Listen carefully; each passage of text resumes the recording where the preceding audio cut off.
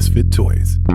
At Carvana, we're in the business of driving you happy. And when you're shopping for a car, there's nothing sweeter than landing within your budget sweet spot. That's why shopping with Carvana makes it easy to browse through thousands of cars you can afford.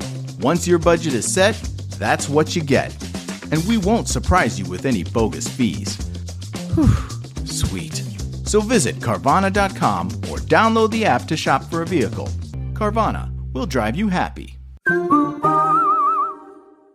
At the World of Weights, getting the heavy stuff to gym owners across the world is an easy lift because they've got Salesforce Customer 360, the #1 CRM. It unites their teams around all their customers, so marketing can predict what each gym needs. Ooh, the deluxe dumbbells. Sales can get the orders out. And overnight? Wow! And every employee can smash their numbers this quarter. See how uniting your teams can help you wow customers at salesforce.com/customer360.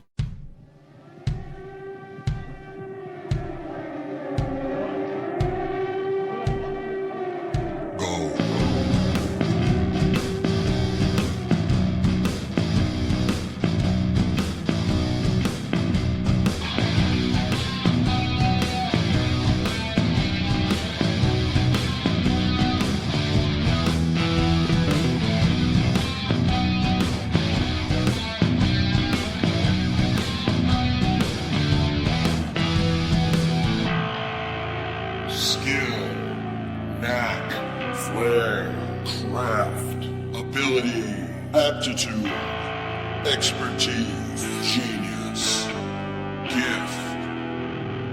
I'm the fucking talent. Hey, what's happening, Mike Schmidt, 40-year-old boy podcast. You know, it's weird. I started to do this. I sat down to talk, and I got everything squared away. I've got my water. I've got my cords all set up. I got spaghetti all over my desk. And as I sat here in front of the microphone, you know, I pulled up the Audacity, and I made sure everything was plugged in. And just as I was getting ready to go ahead and erupt with words and bring you all of this knowledge to go ahead and ease you into this week's show, I sneezed. And not only did I sneeze, you're like, everybody sneezes. Why are you bringing us that knowledge? Nobody gives a fuck if you sneeze or you don't sneeze. Well, first of all, fuck you, because I think you need to know about every expectoration that comes out of my goddamn skull. Who do you think you are? You think you're better than me? You think you're someone who doesn't need to know about the things that happen in my life? I don't think so. I think you need to sit back and relax and hear about this sneeze. I know there are weird people out there who sneeze like it's a gunshot. There are people who sneeze cute, with that little like, phew. Is there anything cuter? Is there anything cuter than somebody who sneezes like a baby deer trying to talk to you? Oh, I gotta admit, I love it. Phew. Oh, that's beautiful. But if somebody gives you that big production with the you're like, get the fuck out of here. That's a goof at that point. Now you just want attention. I mean, if you're a little phew, then you're just like, oh, I want to hold that person forever. But if it's you're like, get the fuck out. I couldn't possibly deal with you 1 second longer in my life. I'm severing all ties. If you give me the ramp up, if you give me the sneeze, if you give me the hurricane hippo holler, or the hippo hurricane holler, I should say, and you give it the whole with a finger in the air too, like hold on, I'm really ready to fucking unload on you. Nobody cares.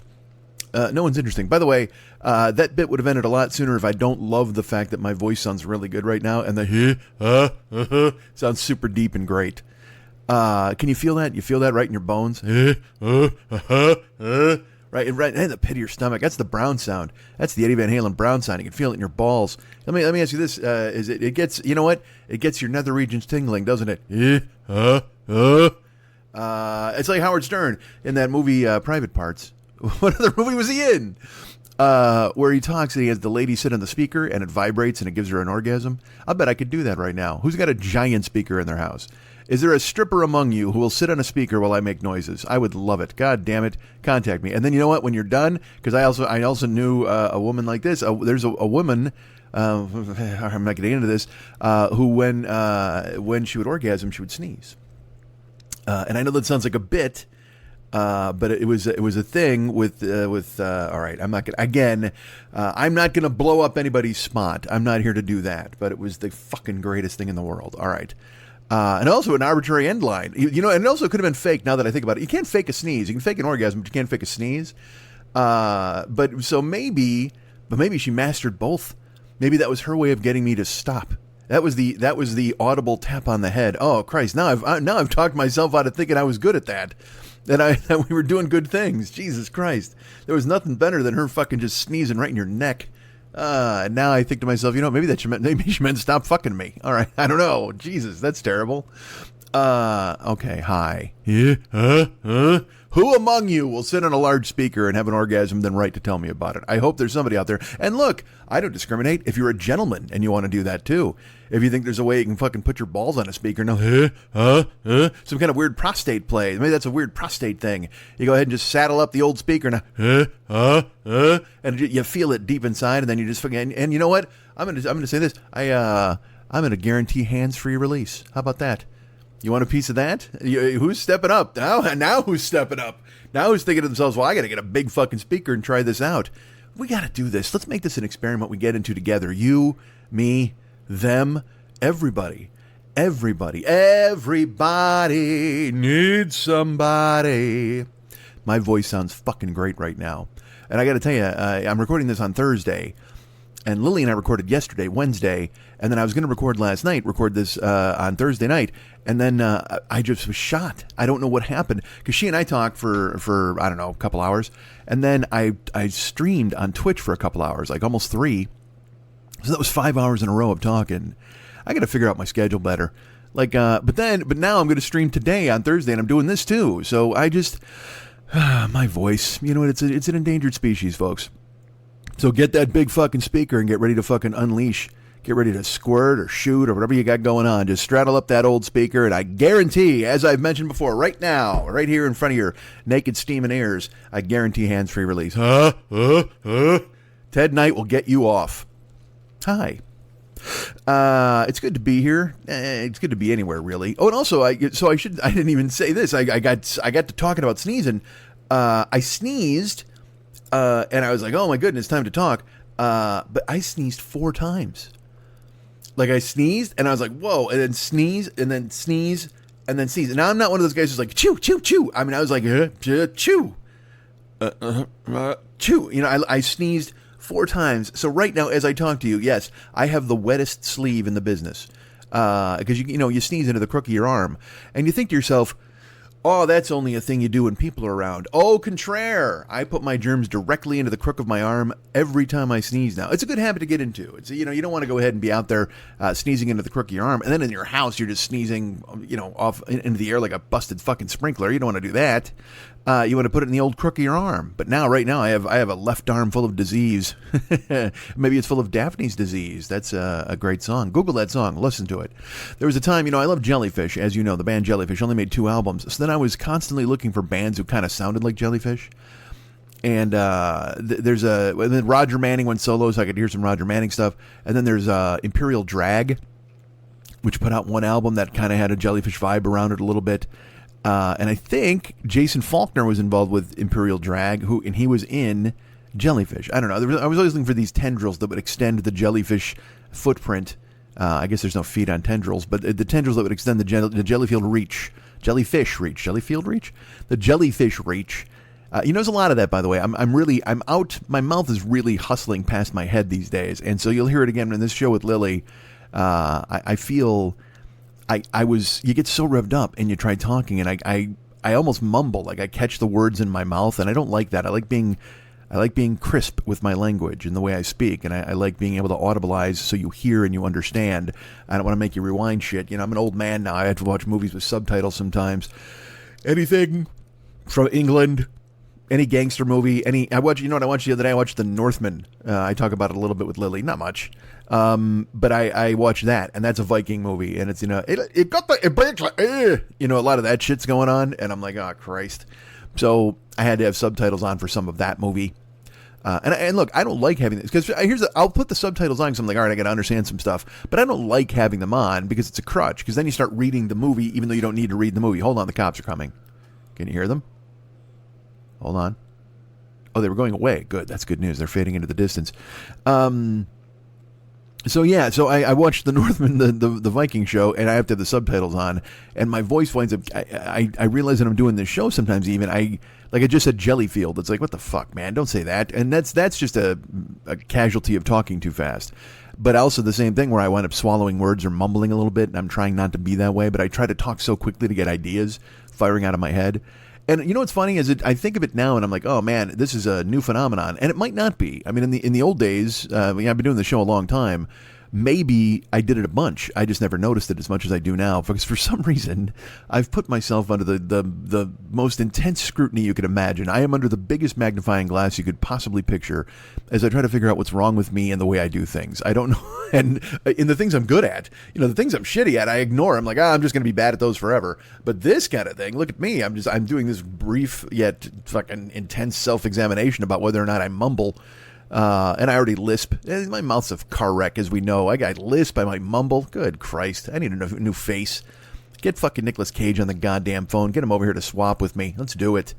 He probably wouldn't do it. Although I'm a good-looking fellow, I'm not going to lie to you. It's all eyes, really. And the shape of my skull. I got cheekbones and a couple of dimples. I got 3 dimples, I think.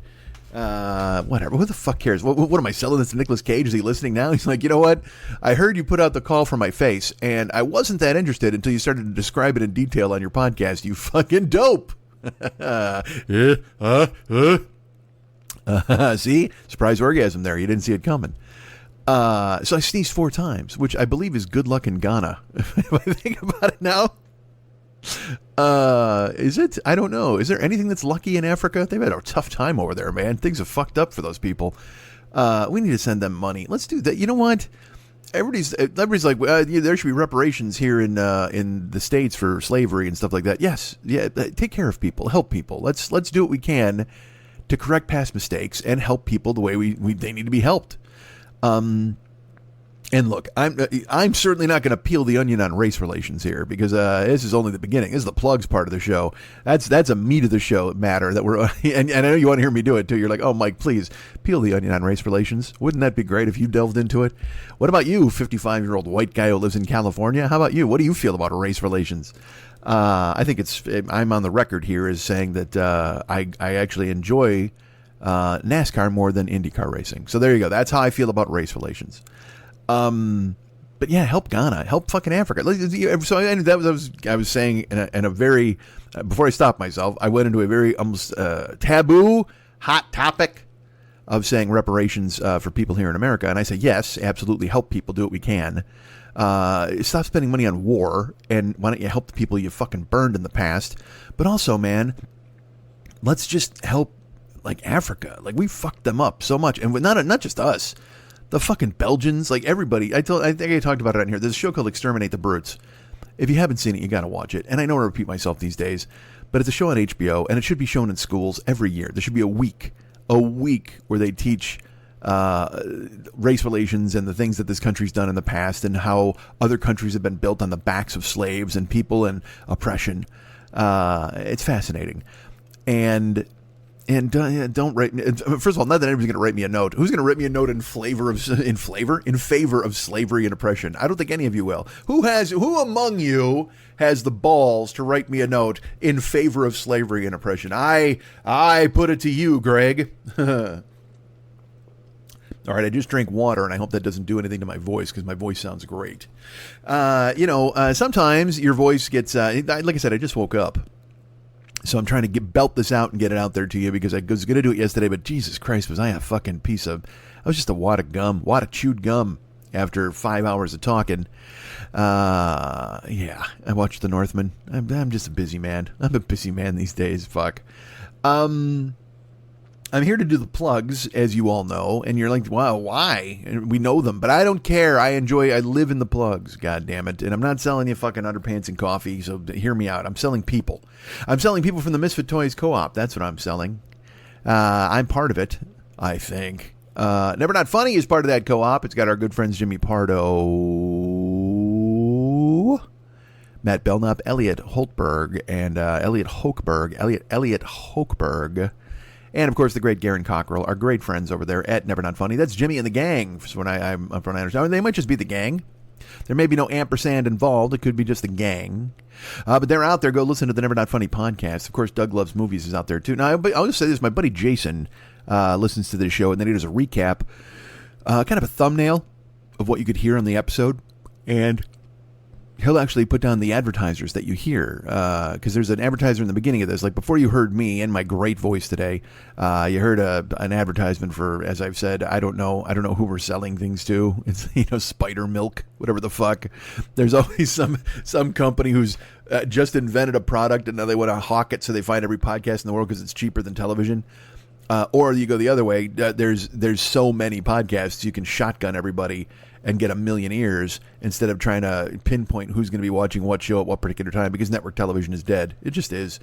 Like they and I'll tell you what, I'm glad. Well, I'm not glad. Whatever the fuck. The no arbiters thing has raised a whole bunch of issues. But I watched football this weekend, where your Chicago Bears took down the San Francisco 49ers. I don't know if you saw that. You might have. Jesse? But the Niners lost to the Bears, which was great. And it's unfortunately, here's the thing, it's kind of spun Chicago Bear fans. Here's the way the Bears should have been perceived this year. They brought in a whole new regime. They brought in a new general manager, brought in a new coach, and then he started just getting rid of guys. He's like, fuck this. All the old dudes from the old team, goodbye, because there'd been a complacency that had set in. There'd been the locker room was kind of like a fetid swamp, and he needed to go ahead and clear some dead weight, some chaff out the door, right? So he came in and he started to build the team in his own image. And he's a big, burly, ex-offensive line guy, so he wants to get a bunch of hustling, tough guys. That's the coach they hired. Like when they hired the coach, they hired this white dude, because everybody was like, get a minority coach. Well, they hired a black GM, which is great. The Bears. It was very important to the Bears to be on the forefront of this type of hiring. I don't want to call it minority hiring because fuck, it's funny when you say minority hiring. I don't know where the term minority comes from, because if you look at football, everybody who plays is black. Like literally, the league's got to be 80% black. So I don't think it's a minority to hire a black guy at all to run your team, because quite frankly, your team is composed of mostly black dudes. So it seems weird that you would say minority hiring, but in the context of the fact that nobody hires any black guys for any fucking real positions of authority, then yes, it was minority hiring. But Ryan Poles was the new GM. He had worked in Kansas City for a long time, so they brought him on board, and he was just like, all right, here's how we're doing it. And he started fucking getting rid of dudes, and he brought in a coach. Now, like I said, everybody was like, well, you should hire a minority coach, which I get that. And the Bears were they interviewed a couple guys, but Ryan Poles was going to make the choice, and he picked a guy named Matt Eberflus. That's the Bears coach, Eberflus, which I know it sounds like a dessert in Germany, but I don't give a fuck. I'm like, hire this guy, because then you talk to him and he comes in and he's like, and this guy's a rah ball coach, man. You see a lot of guys now with visors and plans. This dude just came in with a whistle. All right. That's how I will define football coaches for you. Some guys have visors. Some guys have whistles. Some guys come in and they wear a suit. Some guys wear a sweatsuit with the team logo on it. You know what I mean? Like that kind of thing. So this dude is a straight up, if he wasn't in the NFL, he'd be a gym coach. He's that kind of guy. And a lot of times you're like, this is corny as fuck. Why are they bringing this dude in? But here's the thing. In basketball, the Bulls hired a guy like this, and it was a fucking disaster because he was making players run after practice and do a bunch of dumb shit. And the players are like, dude, we literally make $40 million a year. Like, what are you doing to us? This is insane. Because basketball is a different sport than football. You've got 12 elite athletes, and you don't have to control them like they're children, okay? Now, baseball, they hire all these fucking grandfatherly dudes to be managers, or they're pivoting now to get these guys who basically run things out of analytics and statistics, and the general managers are really the ones calling the shots. So it's, again, a different sport than football. Football, because baseball, you just go out there, you hit the ball, hit ball, see ball, run ball, hit ball, catch ball, whatever the fuck I said about Dykstra a couple of weeks ago. And that's that. Hockey is just a bunch of fucking weed eaters from Canada. And so you got it, and it's look, it's basically a white guy sport. We can't deny that. There's some very talented black dudes in the league, but mainly the NHL is the inverse image of the NBA. All right, the NBA has some extremely talented white dudes, but it's mainly a black man's league. NHL is there's some very talented black dudes, but it's a white guys league. It just is, and that's coaches and everything. Football is different because football's like the Marines. All right. You've got a team of 53 guys, and you have to convince themselves that they need to hurt themselves for the good of the team. They have to do whatever they can in the name of the team. They have to sacrifice themselves. They have to bleed. They have to break in order to be successful in the name of the team. It's a team. Just like when the Marines have a basic training, they try to get you in there and they break you down to your fucking lowest common denominator, your lowest level, and then they build you back up in the image they want you to portray. They want killing machines. They don't want... One of my favorite quotes ever is Graham Elwood. The Chicago Bears drafted a running back named Curtis Benson a couple of years ago. Out of... was it Curtis Benson? I think so. Jesus Christ, I can't even remember this guy's name. Out of Texas. He was out of the University of Texas. And they drafted him. And on draft day, he was being interviewed, and he was crying as he was talking. And Graham was just like, fuck. And I laughed, and I'm like, what's the problem? And he goes, coaches don't want that shit. This guy's crying on television. He goes, because he was, and what he was saying, too, is he was giving this speech about change and the way he felt, and a lot of new agey kind of sound and stuff. Instead of just like, can't wait to get there and start and go to work. You know what I mean? He had a lot of flowery language. He had a lot of ideas. There's a famous running back named Ricky Williams. Ricky Williams was an iconoclast, and he was just a different breed of a dude, and he was smart, and they don't want that, man. And he would question authority, and they certainly don't want that. And he would get high all the time, so they found a way to fucking get him out of the league, even though he was a fucking genius. Ricky Williams, go find him, man. I think he's probably living in Bora Bora and he hasn't owned a pair of shoes in 5 years. He's just that guy. He likes smoking weed and contemplating life. And the NFL doesn't want dudes like that. Just like the Marines don't want dudes like that. Watch Platoon. You know, Elias is a guy who's like, and he winds up meeting a fate. I don't want to spoil anything. But Tom Berenger fucking hates him. Willem Dafoe is just like this completely different cat, and the Marines are like, fuck that. We don't want nobody wants different. The Marines want a unit. They want a fist. You know, nobody wants a runaway fucking thumb. So Curtis Benson is doing the interview, and he's talking all new agey, and he's crying. And I'm like, well, I go, he's a good guy. Look, he's happy to be. And Graham's like, there's no doubt he's a good guy. He goes, but he's going to get to camp. He's going to pull this shit in camp. And he's going to be like, guys, I want to tell you that the Chicago Bears name means so much to me in the history. And I can't tell you exactly how excited I am. My family loves it. And I just want to come here and be the best Chicago Bear that I can and the best Curtis Benson that I really want to be. I want to go ahead and do. And he said the coach is just sitting there nodding. And then he finishes the speech. And the coach goes, thanks, Curtis. And he looks at the running backs coach. He goes, run him till he pukes. And it's completely true. Nobody gives a shit about your high ideals in the NFL. They want you to fucking kill people. That's it. So the Bears bring in Matt Eberflus, who is he is an absolute gym coach. He is a lifer. He's a guy he's coached positions. He was the defensive coordinator of the Indianapolis Colts for a long time. And then when he came to town, he was like, hey man, we're going to do things. He wasn't a taskmaster. There's also a difference between the lifers and the gym coaches and the taskmasters. Taskmasters are fucking idiots. They think it's my way or the highway. And those are the guys who are not going to last. They're going to burn. You know, they might win a year or two.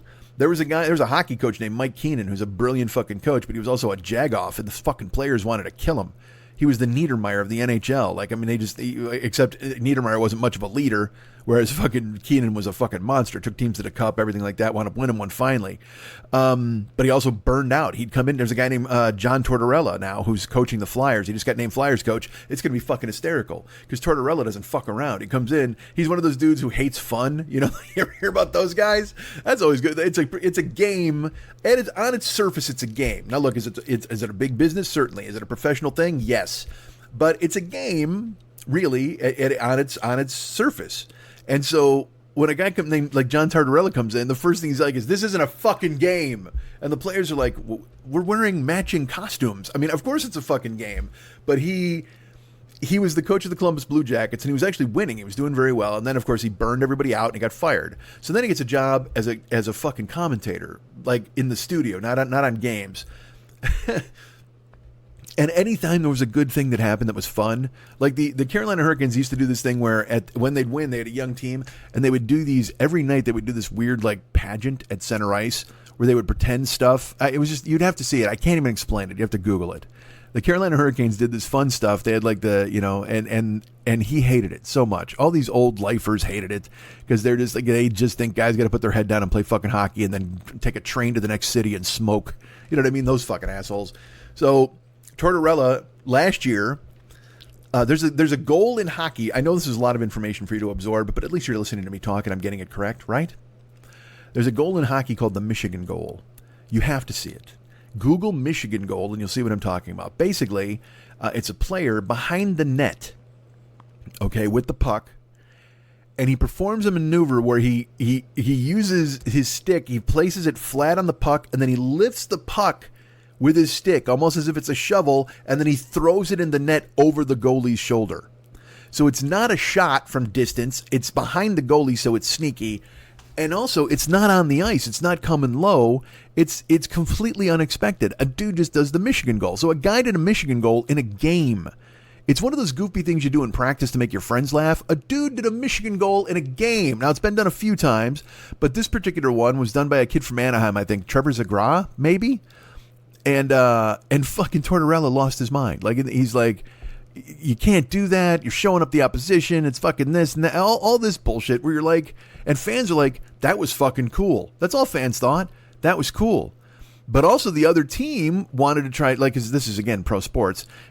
The other team wanted to fight Segura. Like, they were so fucking pissed they wanted to hit him into the boards because, again, they felt like they were getting shown up and embarrassed. And that's when you're running into these old rules of people. You're like, dudes, the game's changing. Things are changing. All right. It's like in baseball when a guy hits a home run and he fucking celebrates, and then the next time they hit him, and you're like, why are you throwing a fucking baseball at a guy 100 miles an hour because he hit a home run? Stop him from hitting home runs. And then I'll be like, well, if we hit him with a ball 100 miles an hour, he'll stop hitting home runs. It's like, you're just a dick. Just get him out. Use skill, right? Don't fucking bludgeon a guy. It's like it turns everybody into apes when some fucking guy does something cool.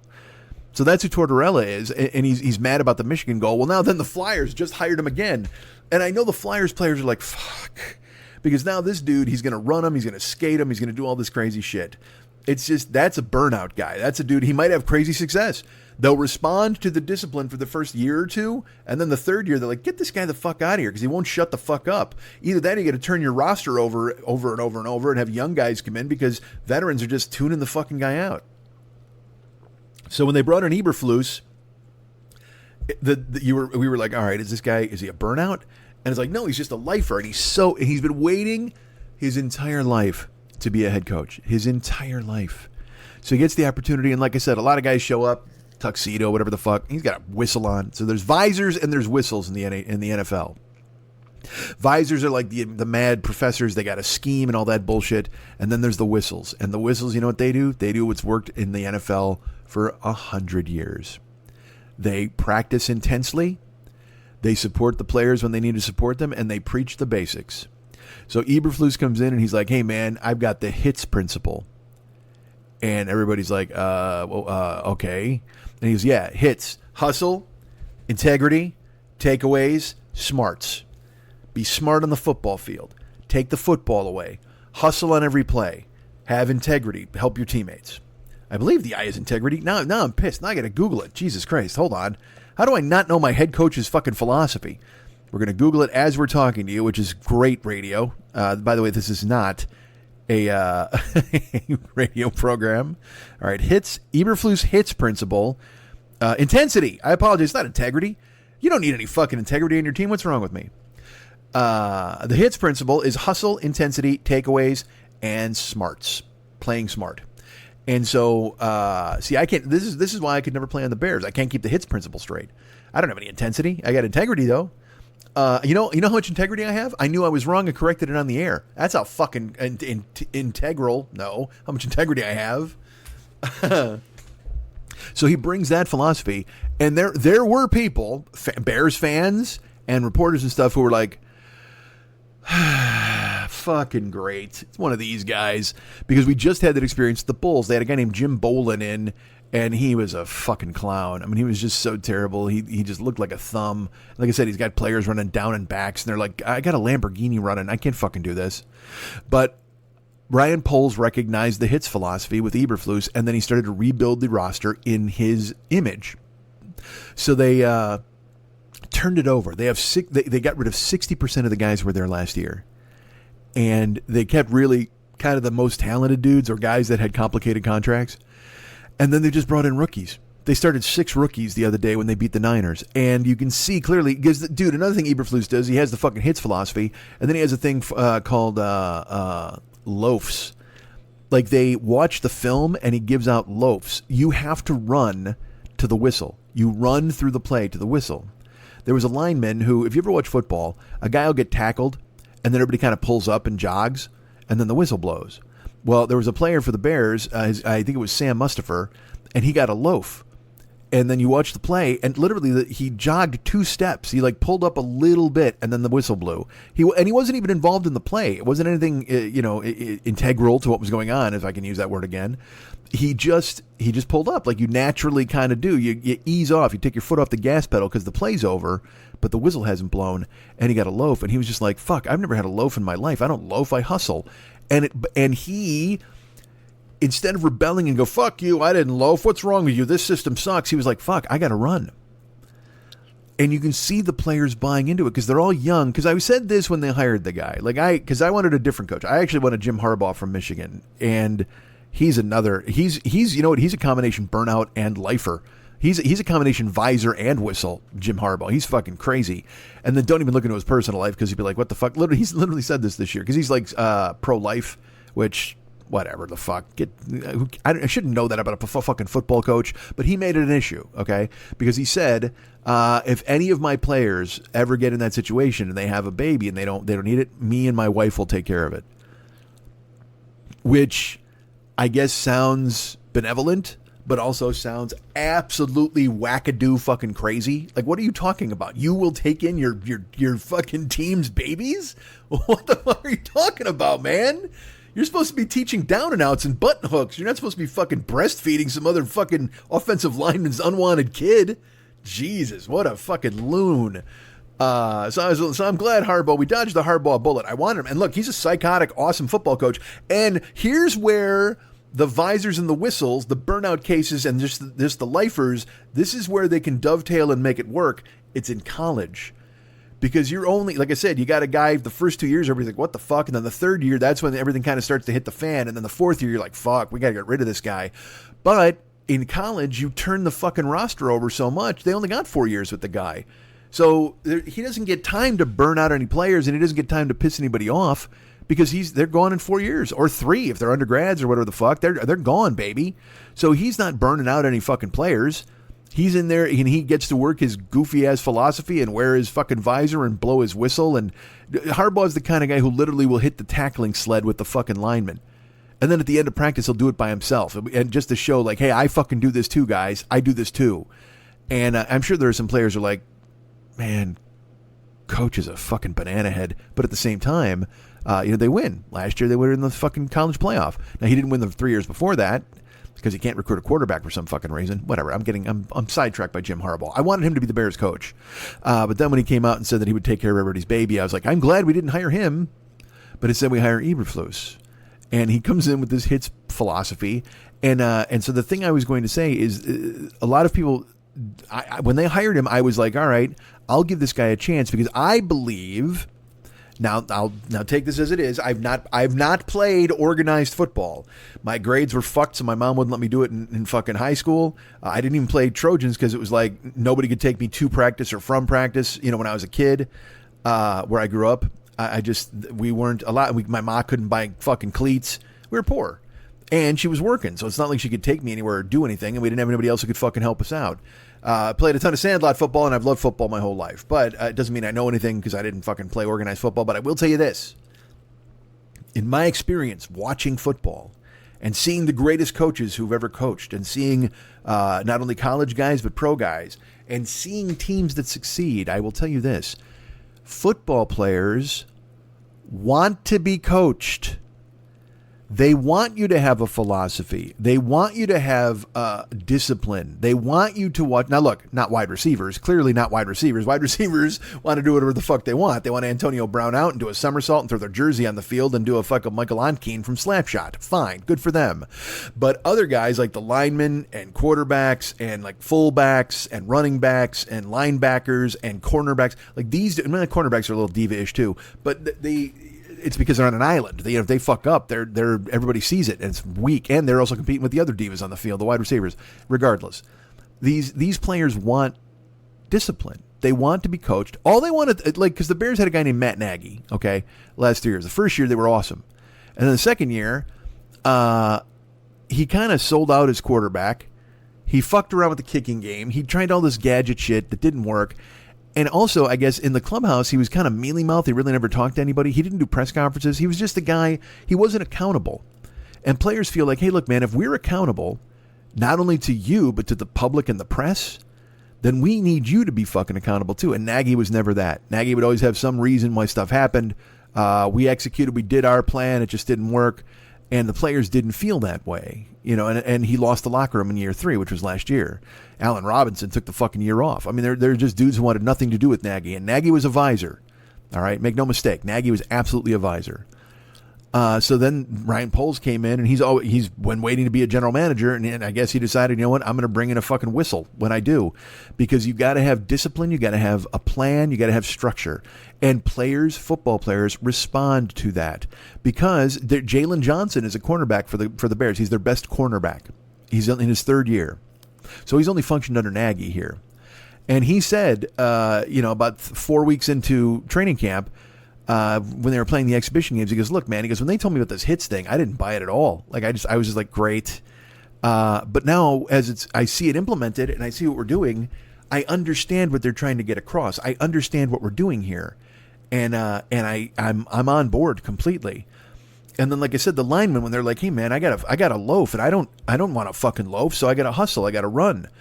And so that's the thing, is they bought in as a team instead of going, what's this bullshit, childish fucking hustle? I can do that. Because again, and I'm going to say this, it's going to sound stupid. I'm sure you heard it from any coach you ever had in your life.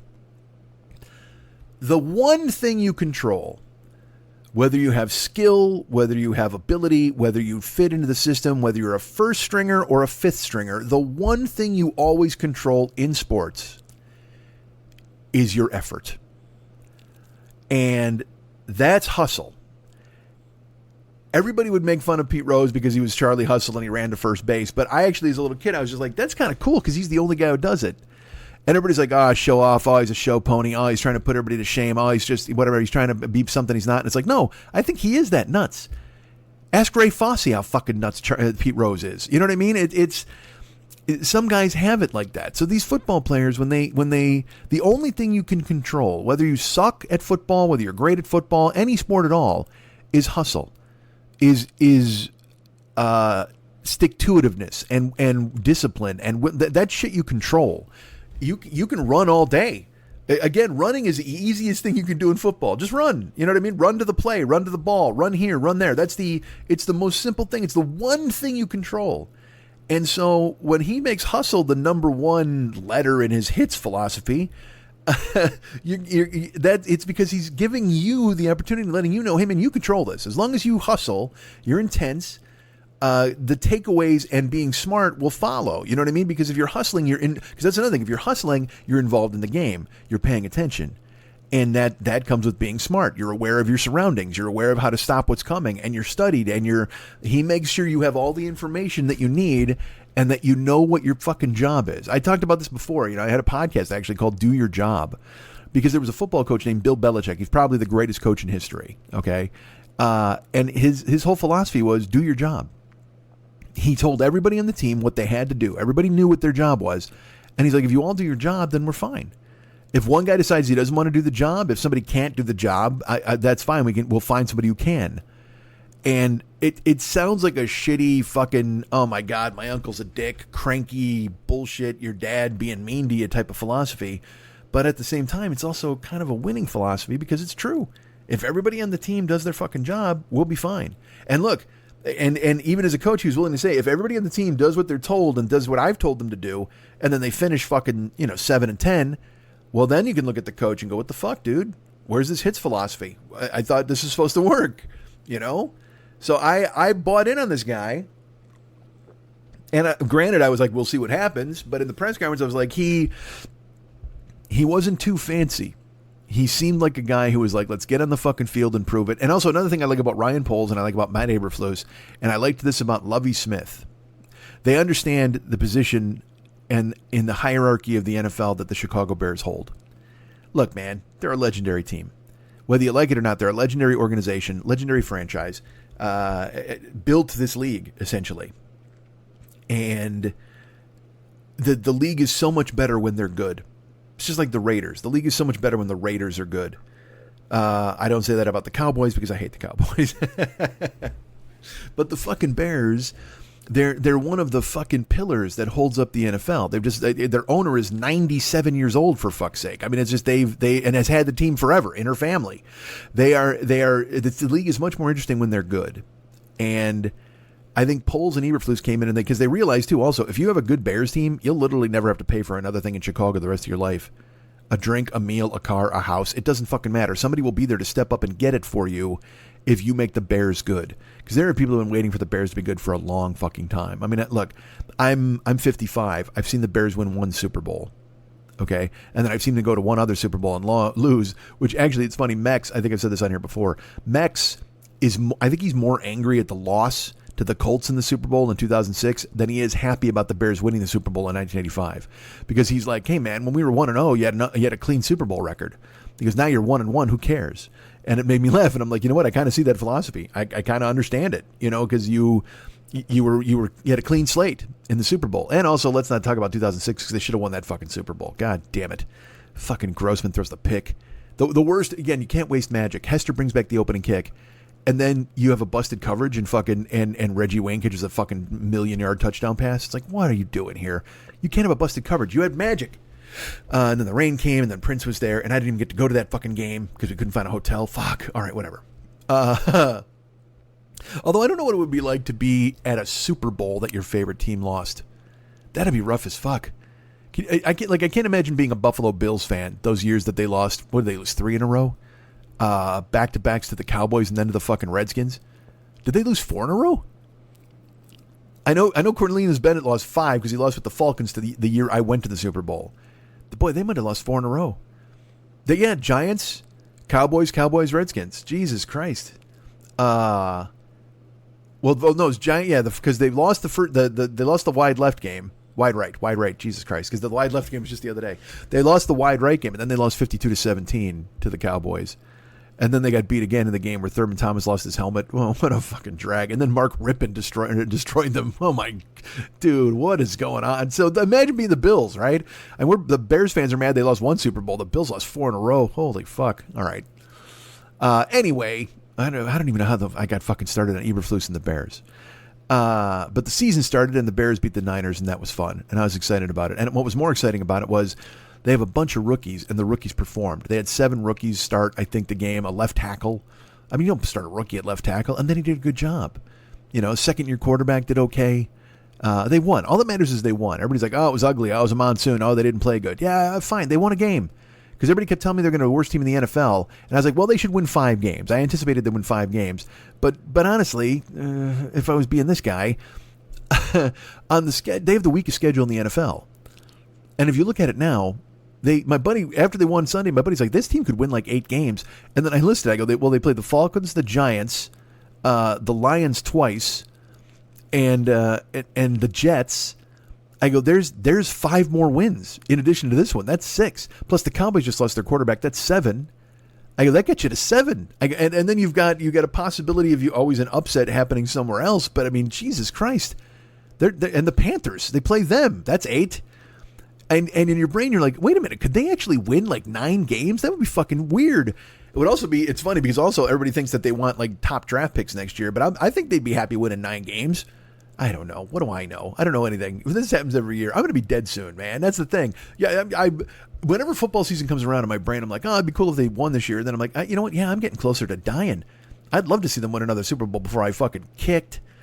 But isn't that a weird goal to have? Shouldn't you instead go like, hey, what if I got a job and made a lot of money? Wouldn't that be cool? No, you know what? I want to see the Bears win a Super Bowl. Oh, man, fucking fix yourself. All right. I don't even know how I spun off into that, but I'm glad I did. Doug Loves Movies is part of the Misfit Toys Co-op. Doug Loves Movies with our friend Doug Menson, which he also made a movie. He made a movie called Super Jaime. Did you know that? It's available now. I was looking last night for something to stream, and it popped up on the screen, and I was like, fuck me. My friend made a movie. It's just, it always blows me away when I see it. I mean, comedy specials are one thing, but a guy made a movie. You're like, Jesus Christ. So Doug Loves Movies, that podcast has been rolling rawhide. Go check it out. The Todd Glass Show is out there. Our great friend Todd Glass getting it done, making it happen, making you happy, making us all happy, bringing it home for all of us. Great Todd Glass Show. No Fun with Jen Kirkman. Jen Kirkman is terrific. She also has the Anxiety Bites podcast. You go check that out. Oh, that's what I was saying. I was talking about the ads that show up. Right? Wasn't that what I'm doing? And how that's always the same podcast? Is that I still don't know how I got into the Bears. Whatever. Who cares? So Never Not Funny, Doug Loves Movies, Todd Glass Show, No Fun with Jen Kirkman. You know, it's funny. I have Todd Glass Show written down on a piece of paper, right? And I don't have the Todd Glass Show. And in my brain, I keep trying to adjust it. And I've done this. How long have I been plugging this fucking show? And it's still a fight every single week to try to fit the in there because it's not on the page. And this gets back to me talking about reading movies. When you just read movies you just keep reading them because the subtitles are up. Well, my mind is playing a trick on me. Oh, man, homie. My mind's playing tricks on me.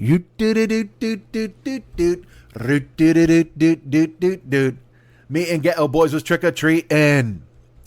The Todd Glass Show. I need the article. The Todd Glass Show. Not that there's a different, not that Todd Glass Show is different from the Todd Glass Show, but I still need the definitive article, don't I? I think I do. To the Todd Glass Show. Todd's on there ripping it up. No Fun with Jen Kirkman. Anxiety Bites with Jen Kirkman. Doug Loves Movies. Never Not Funny. And also, Let Me Watch Your Movie with You, Jonah Ray. No, I was off there. Let Me Watch Your Movie with You with Jonah Ray. Needed the second with. Bing, bing. Let me watch your movie with you with Jonah Ray. Let me watch your movie with you with Jonah Ray. I'm going to write a different theme song for Jonah every week for a podcast that I'm not even sure still exists. Oh, let me watch your movie with you.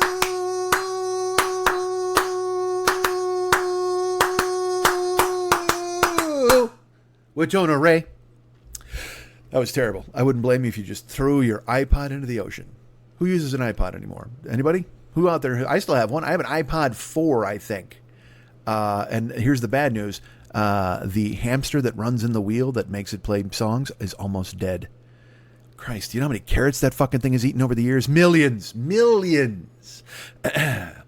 Let me watch your movie with you with Jonah Ray. I like the stinger one, the fast one, better than that weird clapping one. The clapping one started, and I didn't know where to go with that. And I even had one, my clapping even got off there at the end. Look, I'm no musician. Go listen to our friend David for that. And, you're asking, where do I listen to David? Well, it's funny you would ask. Our great friend David Hernandez has the Phlegmcat podcast. It's available right now in the iTunes store. You can check it out. I don't even know if they call it that anymore because, again, there's no iPod. So is there an iTunes store? Is there even an iTunes anymore? Does anybody really know what time it is? Does anybody really care about time? So the Phlegmcat podcast is out there. It's our great friend David. He also does artwork too. Find him at facebook.com/David Mex Hernandez. He can paint you a painting, draw you a drawing, oil you some oils, water your colors. He'll do all of those things for you. He's ready to do it. Just find a way to contact him through facebook.com/David Mex Hernandez. But also the podcast is a big deal. He's out there singing songs and telling stories, spinning yarns about fish and golf. The Phlegmcat podcast is available now. Go ahead and check it out wherever your finer podcasts are sold. Did I close the book on the Misfit Toys? I did. Yeah, with a terrible song. So not only the Phlegmcat podcast, not only the Misfit Toys Co-op, but also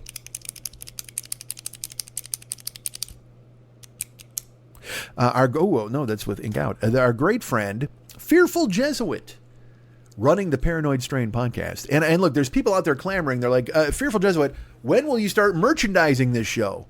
When will we be able to buy stickers? And when will we be able to buy t-shirts? This guy's a cottage industry, for fuck's sake. Not only is he telling you spooky tales about conspiracy theories and things like that, not only is he delving deep into QAnon and Russia, not only is he talking to you about John and Birch and the society that they belong to, but he's also, yes, I know it's the John Birch Society, get off my dick. He's also bringing you a show every week that's brilliant. Here, this made me laugh. He actually put a thing on Facebook where he was like, hey, everybody, the episode is out soon, but it's not out yet. I apologize for it being late. And underneath, I just wrote, come on, man, what the fuck? Because if you know anything about my history, and I think you do, I've had a bit of a release schedule imposition on you guys as well. So I can understand where he's coming from. I should have texted him is what I should have done, because every time I didn't put out a show, he'd be like, we're rooting for you, man. We love you. We're all out here waiting for your voice. And what I should have done is done that to him, but I didn't. I did it in public because I'm a fucking horse's ass. The Paranoid Strain podcast is available now wherever you get your finer podcasts, or you know what, where you find your shitty podcasts. Maybe that's it. Maybe he's a beacon in the night amidst the shitty podcasts. There's a ton of shitty. You're wading through shitty podcasts about fucking rotini and fucking old sodas, and then you're like, wait a minute, what's that? What's that shining in the night? What's that spirit in the night? You know, did Crazy Janie and the Mission Man were back in the alley trading hands? Along came Wild Willie with his friend G-Man, duded up for Saturday night. And you know who they were with? They were with Fearful Jesuit. Wait, Billy slammed on his coaster brake. Said, anyone want to go out to Greasy Lake? It's about a mile out on the outside of Route 88. I got a bottle of Rose. Let's try it. I always thought it was Rosé in the lyrics, but he says Rose. I don't know. By the time we got it to Greasy Lake, I had my head out the window. Janie's fingers in the cake. I think I really dug her. I was too loose to fake. I said, I'm hurt. She said, honey, let me heal it. These are all things you'll get with the Paranoid Strain podcast. He does a deep dive on Bruce Springsteen's Asbury Park album. You should check it out. It's fucking amazing. You know who Sandy is? He'll tell you all about it. What if I did? Now I just want to do Springsteen lyrics this entire fucking time. All right. The Paranoid Strain podcast is our fantastic friend, Fearful Jesuit. Amazing deep dives on conspiracy theories. Dana Unicorn riding shotgun as always. And I probably shouldn't say the words Dana Unicorn riding because I'll get too heated up and have to stop this broadcast early. But she's fantastic. She's incredibly accomplished at her job. I don't want to just reduce her to some sexual voice in the night because she's not that. She's she has quick comic timing. She's always right there at Jesuit's side to correct him and keep him in line. She's really the one cracking the whip on that show. And I probably shouldn't say Dana Unicorn riding and cracking the whip because it's going to make me stop this show early and have to go do something. See, look at how terrible this is. What is he? It's just because even she's just like, this is, we're actually gross at this point. What are you doing, man? What's on your mind? Why would you go ahead and say this about me? I'm a full-fledged partner in the show. I'm sitting here delivering all the crucial information that you need to go ahead and pay attention to everything. And then I say to her, absolutely, I agree with you, and I'm out of line. I take it back. I apologize to Dana Unicorn. She is the straw that stirs the drink. And our great friend Fearful Jesuit is the drink. The Paranoid Strain. Well, actually, the Paranoid Strain podcast would be the drink. And Dana Unicorn is the straw that stirs the drink. And you know what, Fearful Jesuit? He's the ice. Unless you want your podcast neat, in which case he's the glass. All right, so if you want it neat, if you want it up, if you want it straight, then he's the glass, and she's the straw that stirs the drink, and the show itself is the liquid inside. But if you want a cool show, if you want it cooled off, if you want it on the rocks, our friend Fearful Jesuit is the rocks, and the show itself is the liquid, and then of course Dana Unicorn always and still the straw that stirs the drink. That has to be the strangest way I've ever sold a podcast. But I don't care. You must believe me when I tell you that it's available right now where your finer podcasts are sold or abused or dispensed. I don't know who's abusing a podcast. How do you do that? You punch it? Who's punching podcasts? Who's a podcast puncher out there? I'm a podcast puncher. You're a podcast puncher. Wouldn't you want to be a podcast puncher too? Too many syllables. But I don't know who's out there punching the podcast, but somebody is. You know what I say to you? I go, punch up the podcast. Punch up the podcast, punch up the podcast, punch up the podcast, punch. Yes, I know it's dance. Yes, I know it's pump. Stop correcting me. By the way, I'll say I always get notes. I don't really mean this, but I sort of mean this, but I don't really mean this. I'll do a 3-hour comedy album. All right. Every week I put out a 3-hour comedy show and someone will write me and they'll go, oh yeah, you do know it was red, not green, right? Or something. They'll have some niggling thing about something. And I'm like, yes. Do you know that I'm not even thinking when I do this show? I'm just firing. It's like a Gatling gun, man. It's like, it's just, there's no rhyme nor reason. None of this shit is scripted or notes. So if I fuck something up, yes, I've clearly fucked up a bunch of stuff in this show already. There's no doubt about it. Just take it with the biggest grain of fucking salt you could possibly imagine. Because I can't, and look, there's no outright fibs. I'm not trying to purposely lead you down a different path other than the primrose one. But at the same time, eventually I'm going to fuck up and say the wrong thing. Like, and I think it was our great friend Jesuit last week, one of the people who texted me, because I got multiple texts and emails, which is nice because I love hearing from you people. And I'm not griping. I enjoy when you reach out. Some of you I'll answer soon because goddamn it knows I don't answer anybody. I could show you I get fucking 50 unanswered texts, but still, like Jesuit reached out and he's like, because here's where I fucked up last week. I was talking about in The Sopranos and I said the guy who makes the Rayo's spaghetti sauce was fucking Malfi's therapist. Well, no, Peter Bogdanovich was Malfi's therapist, and he was the head FBI guy, the guy who ran Rayo's. And it was one of those things where like I knew it afterwards and I was like, fuck, but you can't go back and correct. Because if I went back and corrected this fucking show, are you shitting me? I mean, I'd never put one out. You know, that's actually, I'm going to take this opportunity to use that excuse. Remember when I didn't put out a show for 6 weeks at a time? It's because I was constantly editing the one I had recorded, trying to get all the mistakes out of it. So Jesuit wrote me and he's like, hey, I thought Bogdanovich was the therapist. And I'm like, yes, he probably, I know he was. You know, I put out a 3-hour comedy album, right? Now that sounds harsher than I wanted to sound, but it's this thing. And look, you should hold me to a different standard. You can't do shit and then go, I'm just a comedian. Duh, I'm stupid. You know, I should get shit right. There's no doubt about it. But what makes me laugh though is, again, I'll get an email and someone will go, you know, when you're talking about the Island of Misfit Toys, the reason that doll was there. Oh my fucking God. What'd you think about the rest of it? What'd you think about the nonsense about Chumbawamba I made up in the fucking minute? What do you think about today's cogent football analysis? Do you have any thoughts regarding any of that? Other than tell me I'm wrong and stupid? And I know you don't think I'm stupid. Yes, I was wrong and I deserve to be told that I'm wrong. But oh my fucking God. And now you guys are like, look, man, we're just passively listening to you and we're going to stop because you're a fucking pill. I don't mean to be a pill. It just makes me laugh that I'll put out, like I said, and again, I wasn't for a while, so I can't fucking use that crutch. But every week we're putting out in the neighborhood of a 3-hour comedy podcast.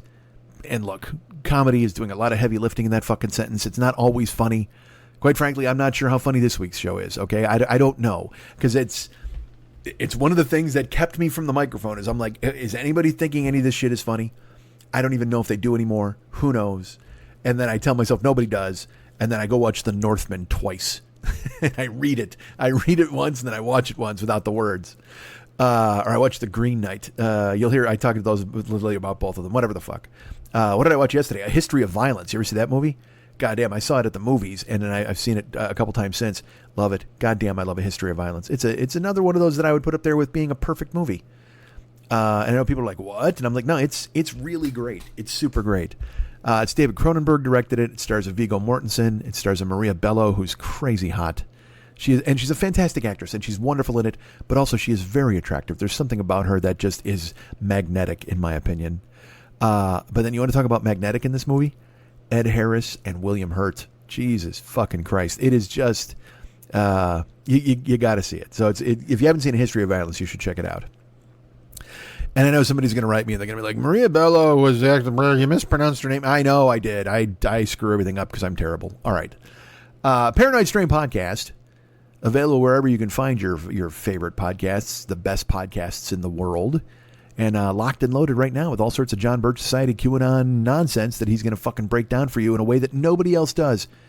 He and Dana Unicorn are, and I will say this, it's truly a unique show. And I'm happy they let me still be tangentially involved in it. And go check it out. Super good stuff. You want to hire me for Cameo? Hell, why wouldn't you? It's me, Cameo Lumbo. Just one more thing. Hire me for Cameo. It's at bookcameo.com. You can go there, website, or you put the app on your phone. Hold on, there's a phone. I just said phone, and a phone call came in at my neighbor's. Can you hear it? Listen. Can you hear the phone ringing through the wall? I have thin walls. One more time. Because also I have a ceiling fan on, so maybe you can't hear the phone. And as I say all the time, I talk about the ceiling fan, the air conditioning. Oh, the heat dome is lifted, by the way. It's not super hot here. But I have to keep all the windows and doors closed if I'm doing this podcast. Because if I don't, then, passing by neighbors and assorted woodland creatures will gather outside my door for a free show. Fuck you, man! Download it like everybody else. You don't get a live performance out of me as I sit here in my boxer briefs recording this fucking show on a Thursday when it should have been done on a Wednesday, but I was so fried I couldn't. So Cameo, book me, right? So you'll get this kind of thing. Book me for a Bears fan. I'll break down Eberflus for him. I'll talk about visors versus whistles. I'll do all of these things. Whatever you need. Whatever you need, I've got it. Anything you want, I got it. I know it's you got it. Don't write me. Anything you need, you got it. Anything at all, you got it. Baby.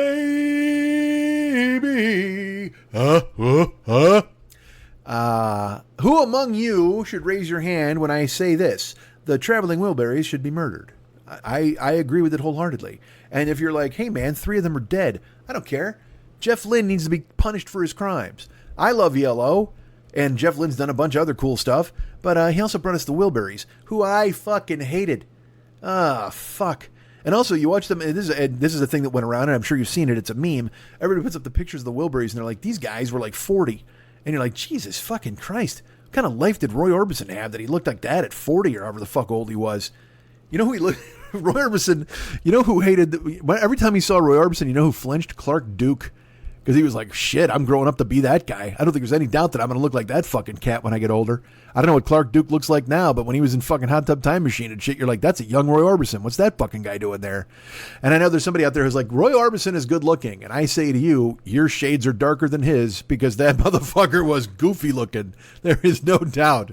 Roy Orbison looked, if you pulled up in a small town in fucking Alabama and he wandered out to pump your gas, you'd say, no thanks, and you'd go to the next station. Because Roy Orbison looks like the kind of dude who's just going to be carrying your liver around in his pocket if you talk to him for more than 10 minutes. You're going to have a conversation with him. Next thing you know, he's going to dive a bottle opener into your fucking jugular, and then he's going to milk you out and save the blood to make some sort of pudding. Fucking Orbison's a weird-looking cat. Fuck that guy. And I know you're like, well, what about Tom Petty? Tom Petty weird-looking too, but it doesn't matter. He wrote The Waiting. He's fine. He wrote Breakdown. He heard Mike Campbell fucking improvising that riff on the couch. That's a great story. Mike Campbell's just like, and Tom Petty's like, what's that? And guess what happened? Breakdown. Go ahead and give it to me. And George Harrison was a Beatle. He can do no fucking wrong. And he's a good looking fella anyway. I can tell you this about George Harrison, and I know you're probably going to doubt it, but I'm going to tell you that it's true. He's got his mind set on you. All right. Rock for Campuchia, right? Who's with me? Fist in the air. What is Campuchia? Are they still even around? Isn't that a tea? Fucking, that guy's doing a fucking concert for a beverage. Good for him. And then there's Jeff Lynne, who just looks like a normal cat. And that's why he lived. Those other guys all look like, literally, go watch a Traveling Wilburys video and just go, you know what? I'm literally watching cancer metastasize in these individuals right now. I don't know how it's happening, but it is. Because as they sing that shitty song on a train, they all got themselves sick. They got cancer of the fucking treble clef. They all went down. Take that. Just by working together, those fuckers killed one another. You can't get 3 weird-looking fucking dudes like that in one spot. And then George Harrison tagging along. A Beatle does not equal 3 weird-looking dudes.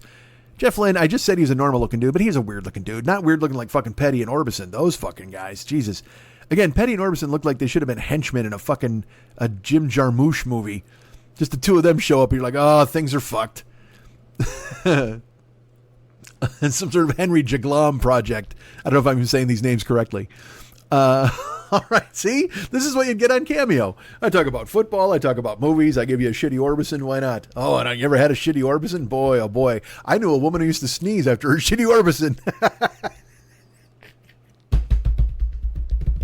Guys, I'm fucking good at this. I'm really fucking great.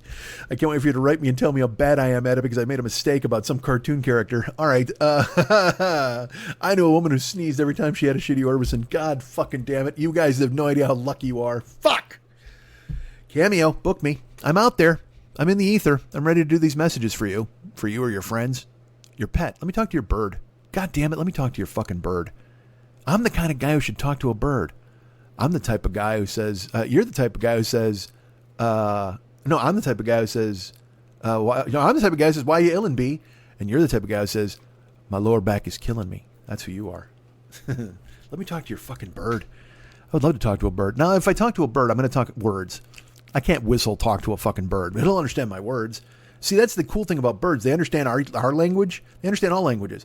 If you're Russian, German, Brazilian, doesn't fucking matter. Talk to your bird. He understands you. But then he comes out back at you with, and you're like, what the fuck does that mean? You're hungry? I also love that that's always what we do. If a bird's like, you're like, oh, you hungry, buddy? Every time we assume a guy's hungry. Any animal that makes its animal noise at us, we're like, what, are you hungry? Oh, you hungry, Fal? I was going to say friend and pal. I just said Fal. Someone's typing right now. Dear sir, when you said friend and pal, it came out as Fal, and you were discussing birds and dog noises. Shut up. Cameo. Why not? Right? I'll talk to your fucking bird. Let me talk to your fish. Just, you know what? I promise you this. If you book me a Cameo and you tell me specifically it's for your fish, I won't even refer. I'll just talk to your fish. I'll do it. And I'll do a minimum 5-minute Cameo talking to your fish. Because here's the thing. I was going to say I would talk an hour to your fish. I'm not even joking. I was like, hey, man, if you book me for a Cameo and you tell me it's specifically your fish, I will talk for an hour. But then I make $15 for an hour. And I don't feel like making minimum wage to talk to your fucking fish. And pony up. I'll tell you what, if you book me for a Cameo for your fish, I get 15 through Cameo, but then you also PayPal me like $50, I will talk for an hour to your fish. And I know you're thinking to yourself, well, there's no way he could do that. Au contraire, mon frere. Clearly, I'm the kind of guy who can talk for an hour to a fish. If you doubt that, why are you even here? Cameo, hire me. Put the thing on your phone. I'll talk to your bird and your fish. Yo, you want me to talk to both your bird and your fish? Because again, remember, they understand us when we talk to them. And I guarantee you this, you know what I'm going to say? I think you already know. Hey, you hungry, buddy? Patreon.com/Mike40YOB. Patreon.com/Mike40YOB. Thank you to everyone who is still involved with the Patreon. You make me happy. Anybody who wants to sign up for the Patreon now, just to say, you know what, Mike, that fucking bit you just had about the Wilburys, I deserve to give you money for it. Why not? Patreon.com/Mike40YOB. I would love to have you involved. That would be great. Thank you for thinking of me and thinking of the channel. And if you just want to throw me some dough, and a lot of people do these days, he said, weirdly lying. If you go to MikeSchmidtComedy.com, there's in the upper right hand corner, you'll see you'll see a horn boy there. And if you click on that, you can just send me PayPal money. And then I just get a lump sum. I was going to say there's no middleman, but there is a middleman. It's PayPal. What the fuck? You know what? Find me. Here, I'll give you my address. You just come to my house and hand me money. Then there's no middleman. Although I guess the vehicle that brings you here is essentially the middleman as well. Fuck. You know what? Here's what I say about this podcast. There will always be a middleman. Fuck. The very fact that you have to find this on some sort of server, that I have a middleman. My RSS feed is my middleman. And then you find it at all these like fucking Podfuck and Beanhead or whatever the fuck. All these people are out here telling you, hey, you listen to these strangers. And you're like, all right, why not? I'll go ahead and listen to a bunch of fucking strangers for no reason. If I had any courage at all, I would name this show Pod Fucking Beanhead, but I cannot. All right, so Patreon and then PayPal and then Cameo and Paranoid Strain, a fantastic podcast, Flumcat podcast out there. It's beloved. Also, I have my own channels. I was just segueing into my own channels. Was I not? Were I not? I were. Twitch.tv/the40-year-old boy. Well, let's talk about YouTube first because YouTube is less active. YouTube.com/the40-year-old boy has all of the archives of this podcast. YouTube.com/the40-year-old boy. You should Shrek it out, as a lot of people say. And you'll find podcasts and the like. And I've thought to myself, what if you did a 5-minute show reviewing potato chips? And then I say, you know what? Then you would just be like everybody else in the fucking world reviewing potato chips. But at the same time, would I bring my unique spin on it? Perhaps. Would I tell you about a poisonous Roy Orbison? I would. By the way, don't ever order that drink because you think it's just a cute name. No, it is a poisonous Roy Orbison. Because you drink enough of them, you think everyone's a pretty woman, but eventually you die because it's poisonous. Bow, dow, dow, dow, dow. If you drink a lot of those, you'll never be walking down the street. I'll tell you that. And you certainly wouldn't be the type I'd like to meet. YouTube.com/the40-year-old boy. Enough nonsense. You know what? That's me putting my foot down on nonsense. YouTube.com/the40-year-old boy. It's out there. It's waiting for you. It's waiting for me. It's waiting for everyone you see. It's waiting to be consumed by you and me. It's there right now. Twitch.tv/the40-year-old boy. You know, I mentioned it a second ago, and now I'm ready to bring it home. Twitch.tv/the40-year-old boy is ready for you to listen to right now, or watch, I should say, because it's an actual TV network. Go right now to Twitch.tv/the40-year-old boy. And I'm broadcasting a lot of the time, usually every weekday. I'm out there. We've been doing a Western game all year, but we're pivoting.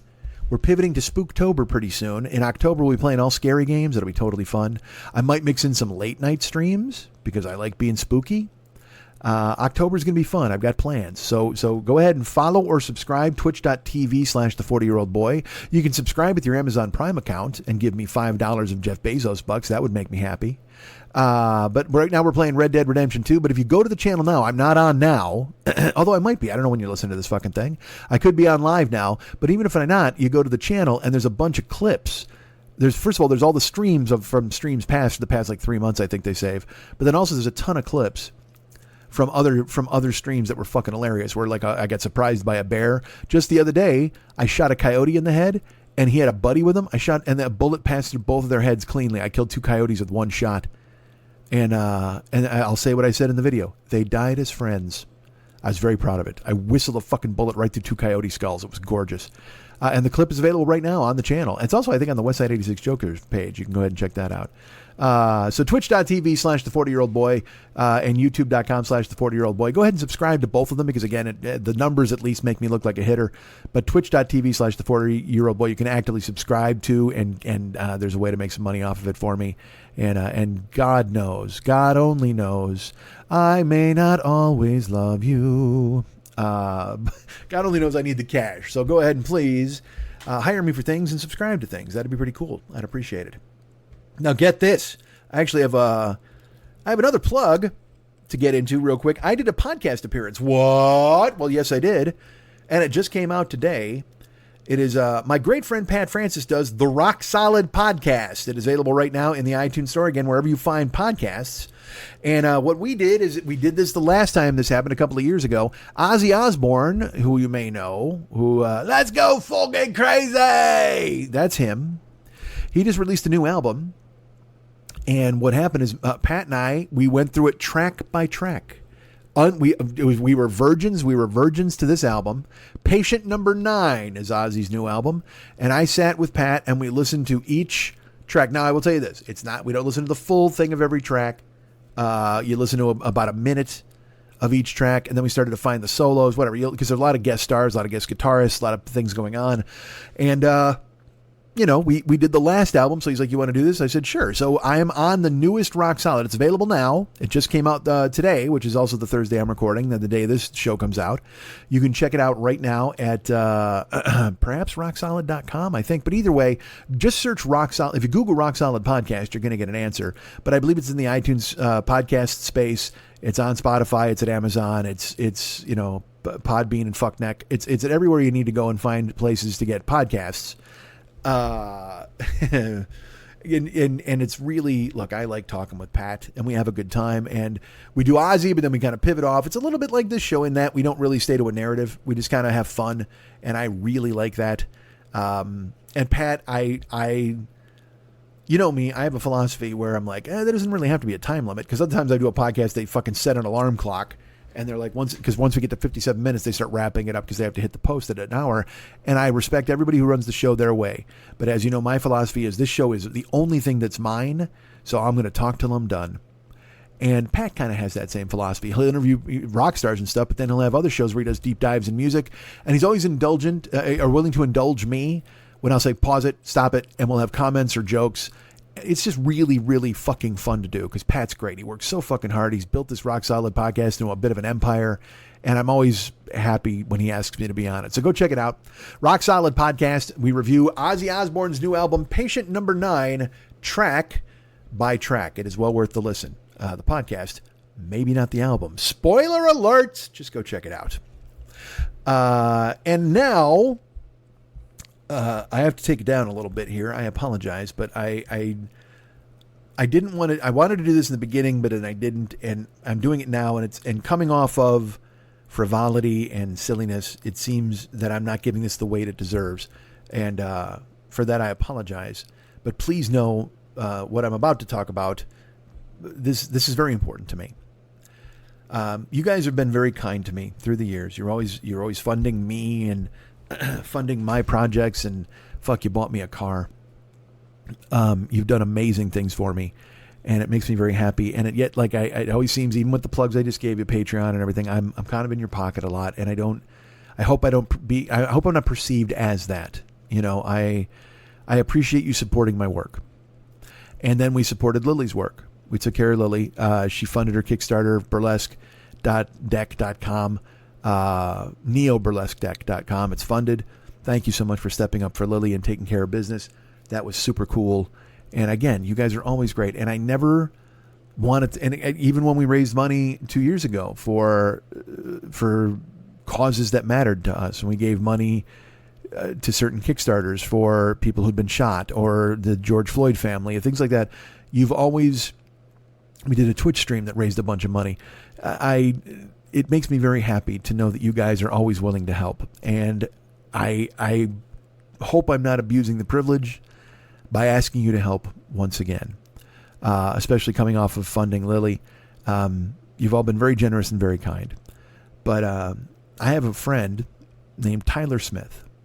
You may know Tyler. He was the host of, Christ, I can't remember the name of his, he had a Christian podcast that he did as well, but he was the host of the Battleship Pretension Movies podcast, and I was a guest on there several times. I did their live shows, and David Bax and Tyler Smith, great friends, and they had the show for years. They were doing a podcast as long as I was doing a podcast. They were just terrific, and I fell in with them, and I would go to Tyler's house, and then I met his wife Jen, and I became friends with Tyler. He's just a good person, a good guy.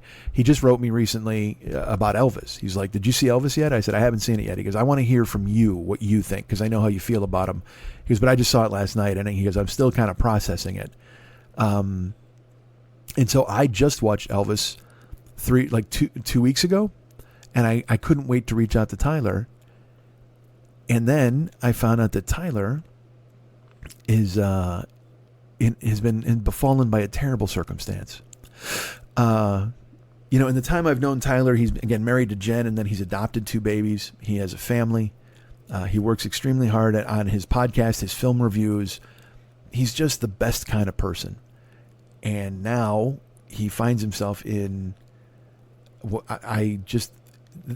of the most awful situations I can imagine. He got sick, and nobody knew what it was.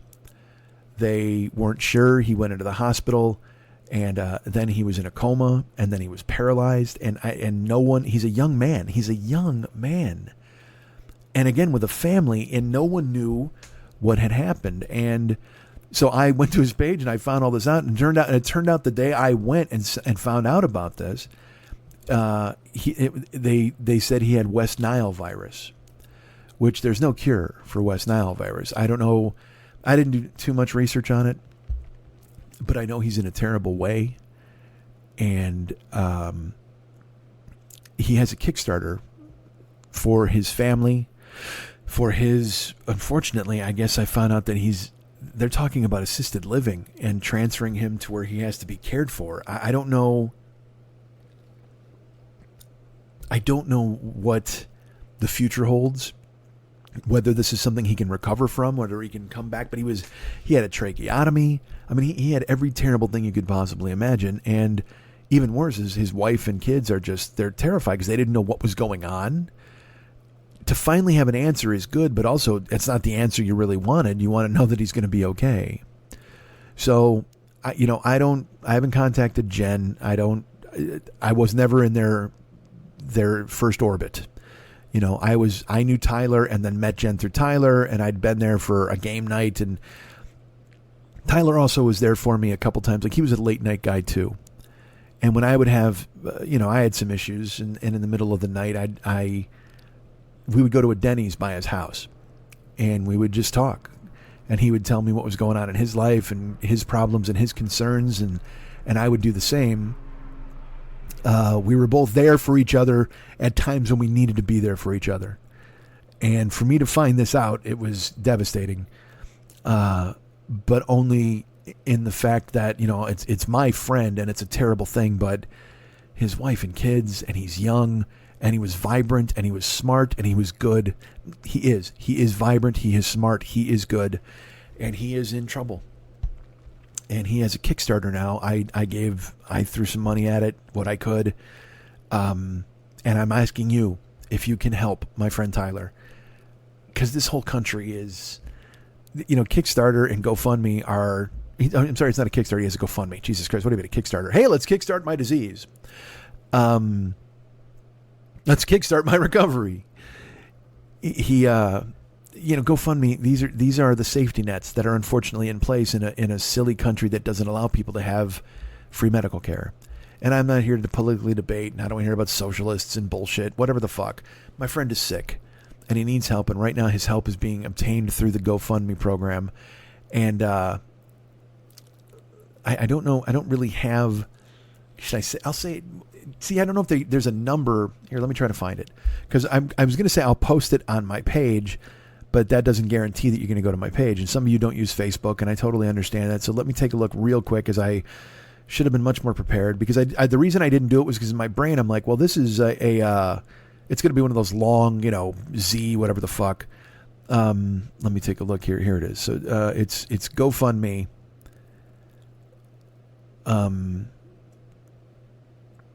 I'm sorry. I'm trying to make it. Let's see. Why aren't they giving me the address? They won't give me the address of the GoFundMe. Bottom line is, if you go to Tyler Smith's page, you can see that they're trying to help his family. You'll see a nice picture of him with his kids and his family and his wife, Jen. And it's a tremendously sad circumstance, and one that no one should be in, let alone someone so young and good and kind and vibrant. And I think and again, I ask you guys all the time for stuff, and I shouldn't have even plugged my Patreon, PayPal, anything you want to give me this week, give it to him. You know what I mean? I'll tell you what, anybody who hires me for cameos this week, all of it goes to Tyler. Just fucking anybody wants to hire me for anything, Birdfish, I'll happily do it. Don't send me any money, or if you send me money, anybody who sends me money this week, it's going to go right to Tyler. Anybody who books me for Cameo, anybody who sends anything to PayPal, it's going to go right to Tyler. And or just send it to Tyler yourself, to his GoFundMe, because he is just a good man. And this is a frightening, albeit terrifying circumstance, and no one should be trapped in it. And I can't imagine what Jen and the kids are going through. And at least part of the mystery is solved. They know what they're dealing with. But now finding out how to deal with it has to be unbelievably overwhelming. And the least we can do is try to send in whatever we can to make sure that they have an electric bill paid, have a sandwich, clothes for the kids, whatever. Whatever he needs, care in his hospital. It's keeping the family afloat while they work their way through this fucking horrifying situation. So if you can find it, I'll put it on the Joker's page. GoFundMe for our great friend Tyler Smith and the Battleship Pretension podcast. And if we can help him, take care of him, do what we can to help him on his road to recovery, ease whatever troubles the family's going to have, I will be indebted to all of you. Thank you so much. If you can help Tyler, that would be great. Love you guys. You're very nice. And that seems like a weird note to go out on, but it's funny. I didn't want to do it first, because then does it overshadow nonsense? Does it make sense to do nonsense after that sort of announcement? I never know. I don't know what to do. I'm sure if somebody's writing me now, by the way, you mispronounced GoFundMe. You shut the fuck up, man. I don't want to hear it. What I want to hear is you saying, hey man, I took care of Tyler. I did what you asked. And again, you guys have family members you got to take care of. We all have our own. Everyone's living their own life. What I'm saying is, if you can spare a moment, spare money, spare a thought, spare $1 for my friend Tyler, I would be incredibly grateful. And thank you so much for indulging me here at the end, as I've taken it to a weird, sad place before now I throw it to me and Lily. All right. Hey, you know what? I'll do this real fast, because I thought about this. I haven't done this the other in a long time. You guys can get me at Mike and MikeSchmidtComedy.com. You can be my friend at Facebook.com/the40yearoldboy. You can follow me at Twitter.com/the40yearoldboy. And I'm at Instagram, TikTok, and Snapchat at Mike40YOB. That's my page. Mike40YOB at Instagram, TikTok, and Snapchat. I am available there. Go ahead and find me. You know what? I'll do an Instagram post this week. Why not? Why don't I do that? I'm sure Pat already did for Rock Solid. And then also, you guys can get me at Mike at MikeSchmidtComedy.com. Please write me a note and tell me what I mispronounced this week. I would love it. All right, man. Let's go listen to these two idiots. In the time it takes you to listen to this ad, almost 3 million gallons of water will have flowed over the deck at Niagara Falls. And when that deck needs to be protected from all that water, It's sealed with America's recognized brand in water protection, Thompson's Water Seal. Oh look, another 100,000 gallons. Weather protected, water sealed. Thompson's Water Seal. Trust the seal. Available at a retailer near you. Hi, I'm stand-up comedian and sex symbol Tig Notaro. And I'm actor and writer Cheryl Hines. Before Cheryl and I got into the big business of podcasting together, we were just simply friends. And we're still friends. But now we talk about a different documentary every week on our podcast, Tig and Cheryl, True Story. We have covered everything from true crime to Britney Spears to My Octopus Teacher. I'm just laughing because My Octopus Teacher was crazy. I found it more interesting that his son now had a stepmother, and it was an octopus. We also, Cheryl, tell stories, go on tangents, and generally make our sides hurt laughing at each other. So whether you love documentaries or just want to hear us slowly lose our minds, check out Tig and Cheryl, True Story, wherever you get your podcasts. All right, cool. I just thought I'd start it early. I know we aren't really ready, but this way it'll be in the cloud sooner. You know, I'm totally not ready. I don't even have my microphone plugged in. Hold on. You want me to stop? Do you want me to stop and start over? Premature recording in progress. Oh, I can hear your fan or your AC now. Are you recording? Yes, but I can hear your fan All or your AC. There we go. It just adjusted finally. All right. Well, people are lovely and they won't mind. But it's not as hot as it was. Okay, you just dropped out. Why did you drop out? I don't know. I haven't moved. I'm sitting here with a microphone. Okay. Hi. So people have what? I said people are nice though, because I always look every week I do this fucking thing, and I'm like, "Hey man, I'm sorry you guys can hear the fan and or the air conditioning, but I'm not a professional dude." And everybody, like, people write me, and they'll be like, "Hey, we can't hear anything you're talking about." Like when you describe it, you say that, and not one of us fucking hears it. And I'm like, "Oh Jesus, all right." Well, I realized that what happened was your fan was on when you plugged your microphone in, and then your microphone adjusted and grabbed your voice and not the fan. By the way, I love that you have your green screen on today. Well, why not? You know, because you know why? Because we usually do it at night, and so it's kind of dark, so it doesn't matter. But if I didn't have that, you just have a bright green wall behind me, and I don't care about a bright. You have everything I own behind me. Well, you also have the lights on behind you, which is fucking death. Well, the problem is I'm in the big room, and there are only 2 lights in this room, and they both have. Well, maybe I can turn it off. No, I can't because. Well, no, it doesn't bother me. Okay. Unless I was there. If I was there, I would fucking hate it because you know me and you know I hate lights on during the day, and I would come into your house and I would turn off all the lights in your fucking house, and then you'd be like, "What are you doing?" And I'd be like, "It's daytime. Why are the lights on?" Well, because there's no windows in this room.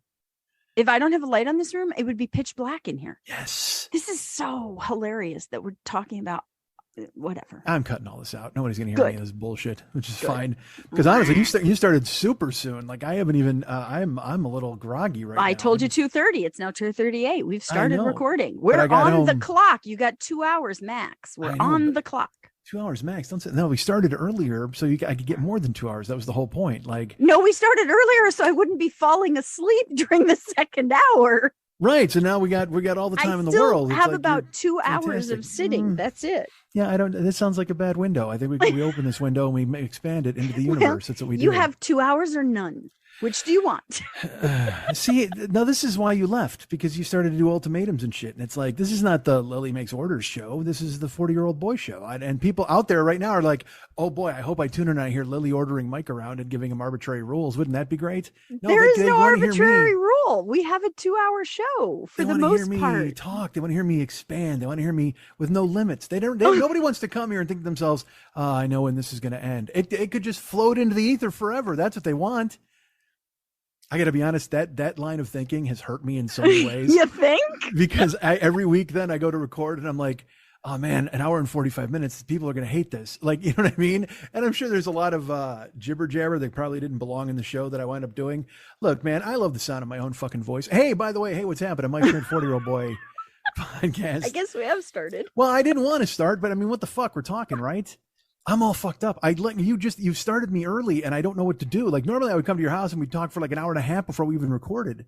And today I sat down, I'm like, hi, what's going on? And you're like, click, record, also the Zoom. And I'm like, all right, I'm here. And then you're like, yeah, and by the way, it's going to go to the cloud. So you're not going to have a physical file and you got to search for it with a fucking ghost hunter party. And I'm like, what the fuck, man? That is true. All of that is true. I don't want to hear, don't give me a ghost show. I don't want a ghost show. Send me a file. You're like, I don't have any room on my computer, so I'm going to record this to the fucking cloud. And I'm like, I don't have the cloud. You're like, well, I'll send it from the cloud. And I'm like, I don't give a shit. I don't have the cloud, so it's not going to recognize my machine. My machine can't find the cloud because it doesn't have the cloud. I specifically kept my machine's a cloud virgin. I've specifically kept it out of the cloud because A, I've got photos nobody wants to see, and B, I don't want to fucking lose shit up there. Inevitably, that's what's going to happen. You know what? What if I just, because I have the cloud, here's what's going to happen. I'm going to open my computer one day with the cloud, and I'll be like, hey, where's my Saga album? And everybody's going to be like, what? Who? And I'm going to go, Saga, the one with, On the Loose and Wind Him Up, their debut album from fucking 1983 or whatever the fuck. And they're going to go, I don't know. I'm going to go, the cloud ain't my Saga album. And you're going to laugh and nobody's going to pretend to care. But then I'm Sagaless. Do you want me to be Sagaless? I don't want to be less one saga. You know why? Because that's a goddamn saga. That's what that is. This is the saga of my saga. The saga of me losing Saga. Nobody likes that.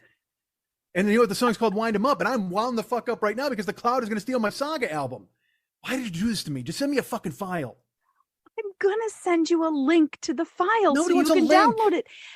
I'm a Luddite. You're going to send a link, and I'm going to pick up a rock and hit my computer and hope it's there. Bing, bing, bing. I'm I'm the dudes with the bone in the air. I'm 2001.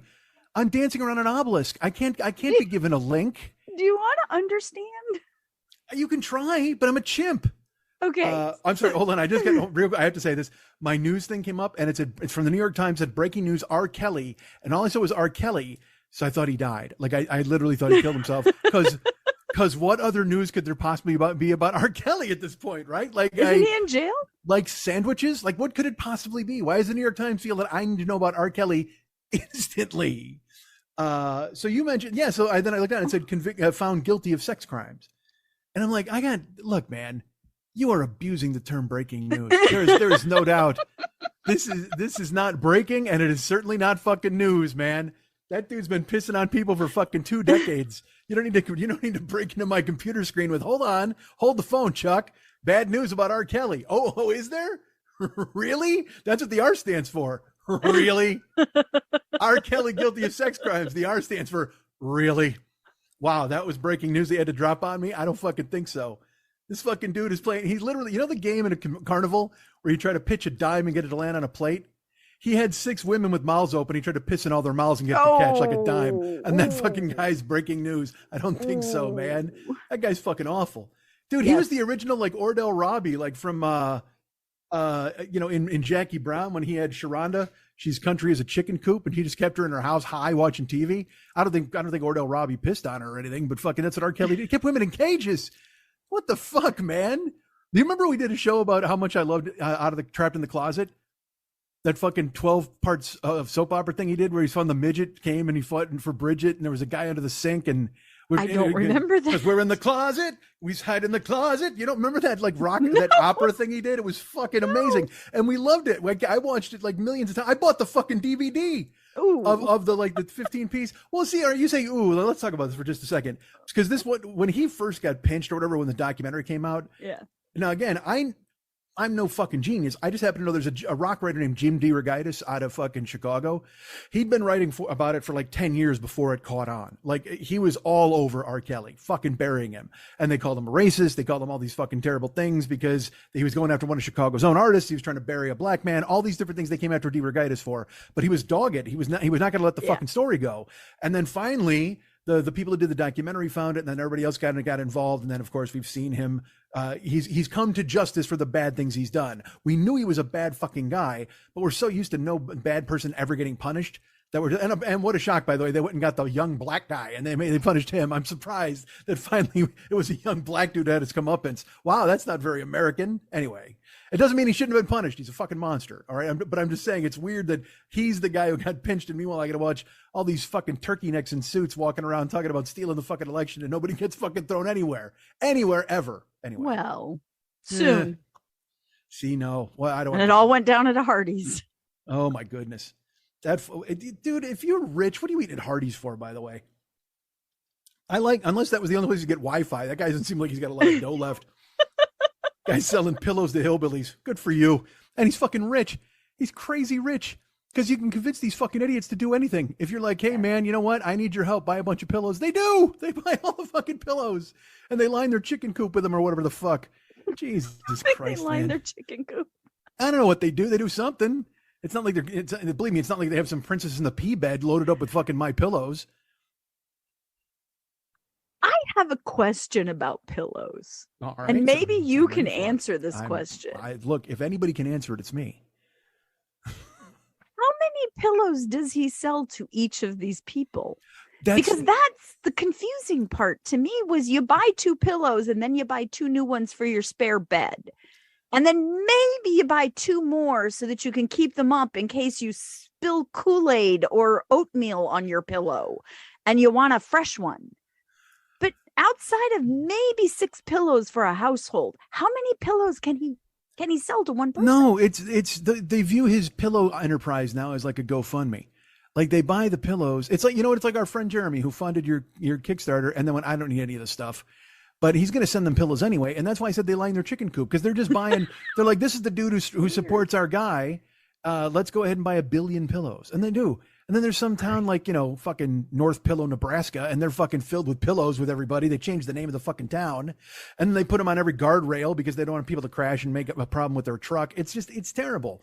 That's what they do because they support the guy financially just by buying the fucking pillows. I have heard nothing you've said past Jeremy funded my scam enterprise. No, I said Kickstarter enterprise. I know, but it's like I have actual good product, but I don't try to sell everyone 400 of them. What I'm saying is everybody has their own agenda. Everybody does their own thing. Yeah, I guess. And you're funding a product that you're going to sell. Yeah. Well, he's selling pillows. And again, look, I don't think you're right. He's not selling pillows. People are buying pillows because. Yes. You're right. That's exactly what it is. He used to sell pillows. That's what I'm saying. He used to, because he was a junkie. And then he put feathers in a bag and all of a sudden he's not a junkie anymore. I mean, like, and people are like, yeah, let's buy those. I think he's still a junkie though. I don't know what he is. He's all fucked up. I'm very concerned about his behavior. Did you watch him screaming about having his phone arrested? I watched it. See, I don't know. I don't know how you can. I don't know how you can. I watched a clip of Junior the other day. And it's some because again everybody's like, wow, this guy's all fucking coked out. And you watch the clip, and the most indicting thing of him is again his dad hates him. There's stories about his dad. His dad slapped him in the face in front of everybody at college and made him go up and change into a suit. Like there's terrible stories about the two of them. So he's following his fucking dad around trying to get his love he's never going to get.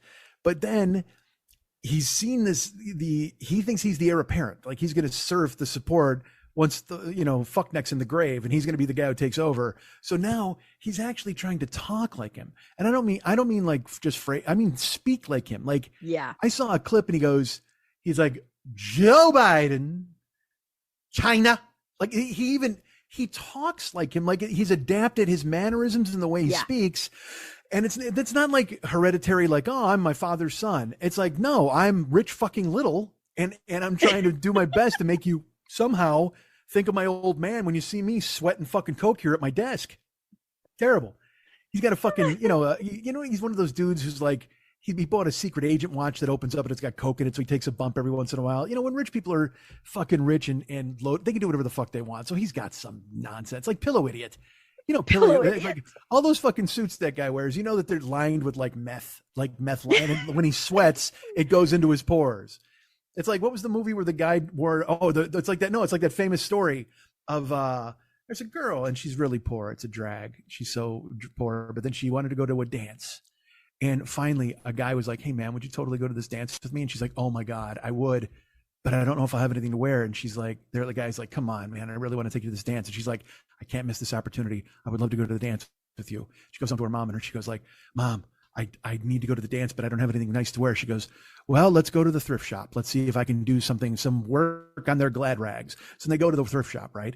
And they go in and there's an old man and he's like, oh, I have just a dress for you. And he takes her in the back because apparently Dracula runs the thrift shop and he brings her in the back. Oh, blah, blah. I have quite the dress for you, blah. Sorry. I don't know if that's Dracula more than Count Chocula who runs the dress shop. At the thrift shop. So he takes her in the back and he's like, here is the dress. You must try it on. And she tries on and her mom cries and she cries because it fits her perfectly and it's unbelievably beautiful. And she's like, I cannot wait to wear this dress to the dance. It's going to be the best night of my life. So she puts it and she hangs it up and then she, you know, does all the stuff where she gets her hair done and she fixes her nails. Guy shows up, corsage. I'll have her home by midnight. Ha ha, wrong. I'm going to stay in my back seat with your daughter's womanhood. And then he takes her outside and he's like, let's go to the dance. They go to the dance and she's there and everybody's like, wow, it's like a Cinderella transformation, except she didn't drive up in a fucking pumpkin. And she walks out and everybody's like, yay, look at her. And she's like, I'm going to dance all night. I'm not poor tonight. And she's dancing and she's making new friends. And it's very Carrie without the pig's blood, right? She's being accepted. It's a legitimate, everybody, it's a feel-good story for everyone, right? But then she starts to be, she's like, you know what though, all this dancing's making me sore. And she thinks it's because she doesn't exercise so much, right? But she does exercise a little bit in gym class, but not as much as she should. So she's like, man, I'm getting real stiff. Like, this is weird. Like, my muscles are stiff. They're like, well, let's just sit down and have some punch. So they have some punch and she takes a sip out of the flask. She's like, all right, I'm loosening up. And she goes out to dance. She's like, and then everybody's like, what's going on? She goes, I don't know. I feel so terrible. What's happening? And then the dance continues. And then she sits down to sit a couple out. And then she kind of starts to really glaze over. And everybody's like, what's going on? She's like, and she kind of falls over. Everybody's like, oh my God, what's going on? They call an ambulance. So the ambulance comes, they take her to the fucking hospital and her mom shows up. And her mom's like, what's wrong with my baby? I don't know why Mrs. Dracula's there, but she's like, what's wrong with my baby? And they're like, where did you get this dress? And they're like, we got it from Count Chocula's thrift shop. And she's like, oh, all right, because we need to talk to you. And they sit the mom down and they're like, we're sorry, your daughter has passed. And she's like, what? I can't believe it. Why? She's like, well, we've done cultures and we've done tests and she has embalming fluid in her blood. Like, what? She goes, yes, she's been embalmed alive. And they're like, what? How does this even happen? And it turns out Count Chocula is buying dresses from the local funeral home and selling them out of his thrift shop. So they take it off the corpse. They put it on this poor girl. She wears it to the dance and she gets embalmed alive and dies. And that's very much like the story that we were just referencing that I can't remember now because we wound up doing other things. Suit. Say it again. The meth suit. So wait, okay. Where did you hear that story? It's famous. It is, because I can tell you, I heard it. I couldn't remember until you got to the punchline. Yeah. And I do say the embalming line. I remember my cousin telling me that story like in the 70s. Yeah, it's famous. Underneath like the stairs at my grandparents' apartments that they ran. And it was this like, and he got to the end and he said that. And I just looked at him and I go, they don't sell you couldn't, bodies don't sweat out embalming fluid. How does this? And then I never talked to my cousin. She didn't sweat. Oh, really? He was so furious. Well, there's no way him? for I literally was like, there's no way that the body would have got the embalming fluid out of onto the dress. They would have had to soak the dress in the embalming fluid. And they don't do that because, and literally he was just like, you're no fun, and ran away. Well, but also you don't know what they do at this funeral home. And also she was dancing and exercising. So her pores opened up. And as she was sweating, as an esthetician, that doesn't work. The sweat was leaving and the embalming fluid said, I'm charging in there. And went right into the big pores. But there's no embalming fluid on the dress on a dead person because dead people don't leak embalming fluid. They put plugs in your butt and sew your lips shut. Tell that to Count Chocula.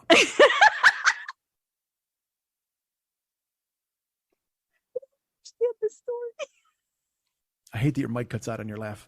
So anyway, so it's not your fault, but yeah, so that's why that's what I think this guy's got. Pillow Idiot's got a fucking suit that has meth sewn into the lining. So like all day long, it just keeps him awake. That guy doesn't sleep. Look at that fucking guy. I don't think so. No, that dude is just jittery as fuck. That guy's like a human pot of coffee, just like fucking shaky. He's just freaky. And again, so you said a good thing. You said, hey, did you watch the clip where he was yelling? No, no, I don't watch any of the clips. No, never. I told you I watched the one of Trump because everybody's like, this is really egregious. And then I saw it and I was like, what's the point in even watching this? And again, also, if you ever click on that shit, then they just think you want to see that shit all goddamn day. No, somebody reshared it on Twitter and I watched it and he's literally screaming that they had an arrest warrant for his phone. And the guy he's talking to goes, you mean a search warrant or a And he's like, I don't know. See, I would just say to that dude, the second he's like, they stole my phone at Hardee's, they had a restaurant, I'd be like, what'd you order? Did you have a Jamocha shake? Because those are good. Did you get the, oh my God, did you have a thick burger? Oh my God, a thick burger. There's no Jamocha shake at Hardee's. Or is that at Arby's? You're thinking of Arby's, which there's a whole Hardee's versus Arby's. But did you see that Hardee's put a tweet out? Is that America's roast beef? Yes, sir. That is Hardee's. That is Arby's. That is Arby's. It is. Yeah. No, I did not see Hardee's tweet. Hardee's put a tweet out that said, "Come enjoy our pillowy biscuits." See, I don't. Funny. Someone had a photo of like a Carl's Jr. that said, or no, it was of a Hardee's. It would have been a Hardee's. Yeah. And it said now, oh no, it was a Carl's Jr. because they're also owned by Hardee's. Yeah.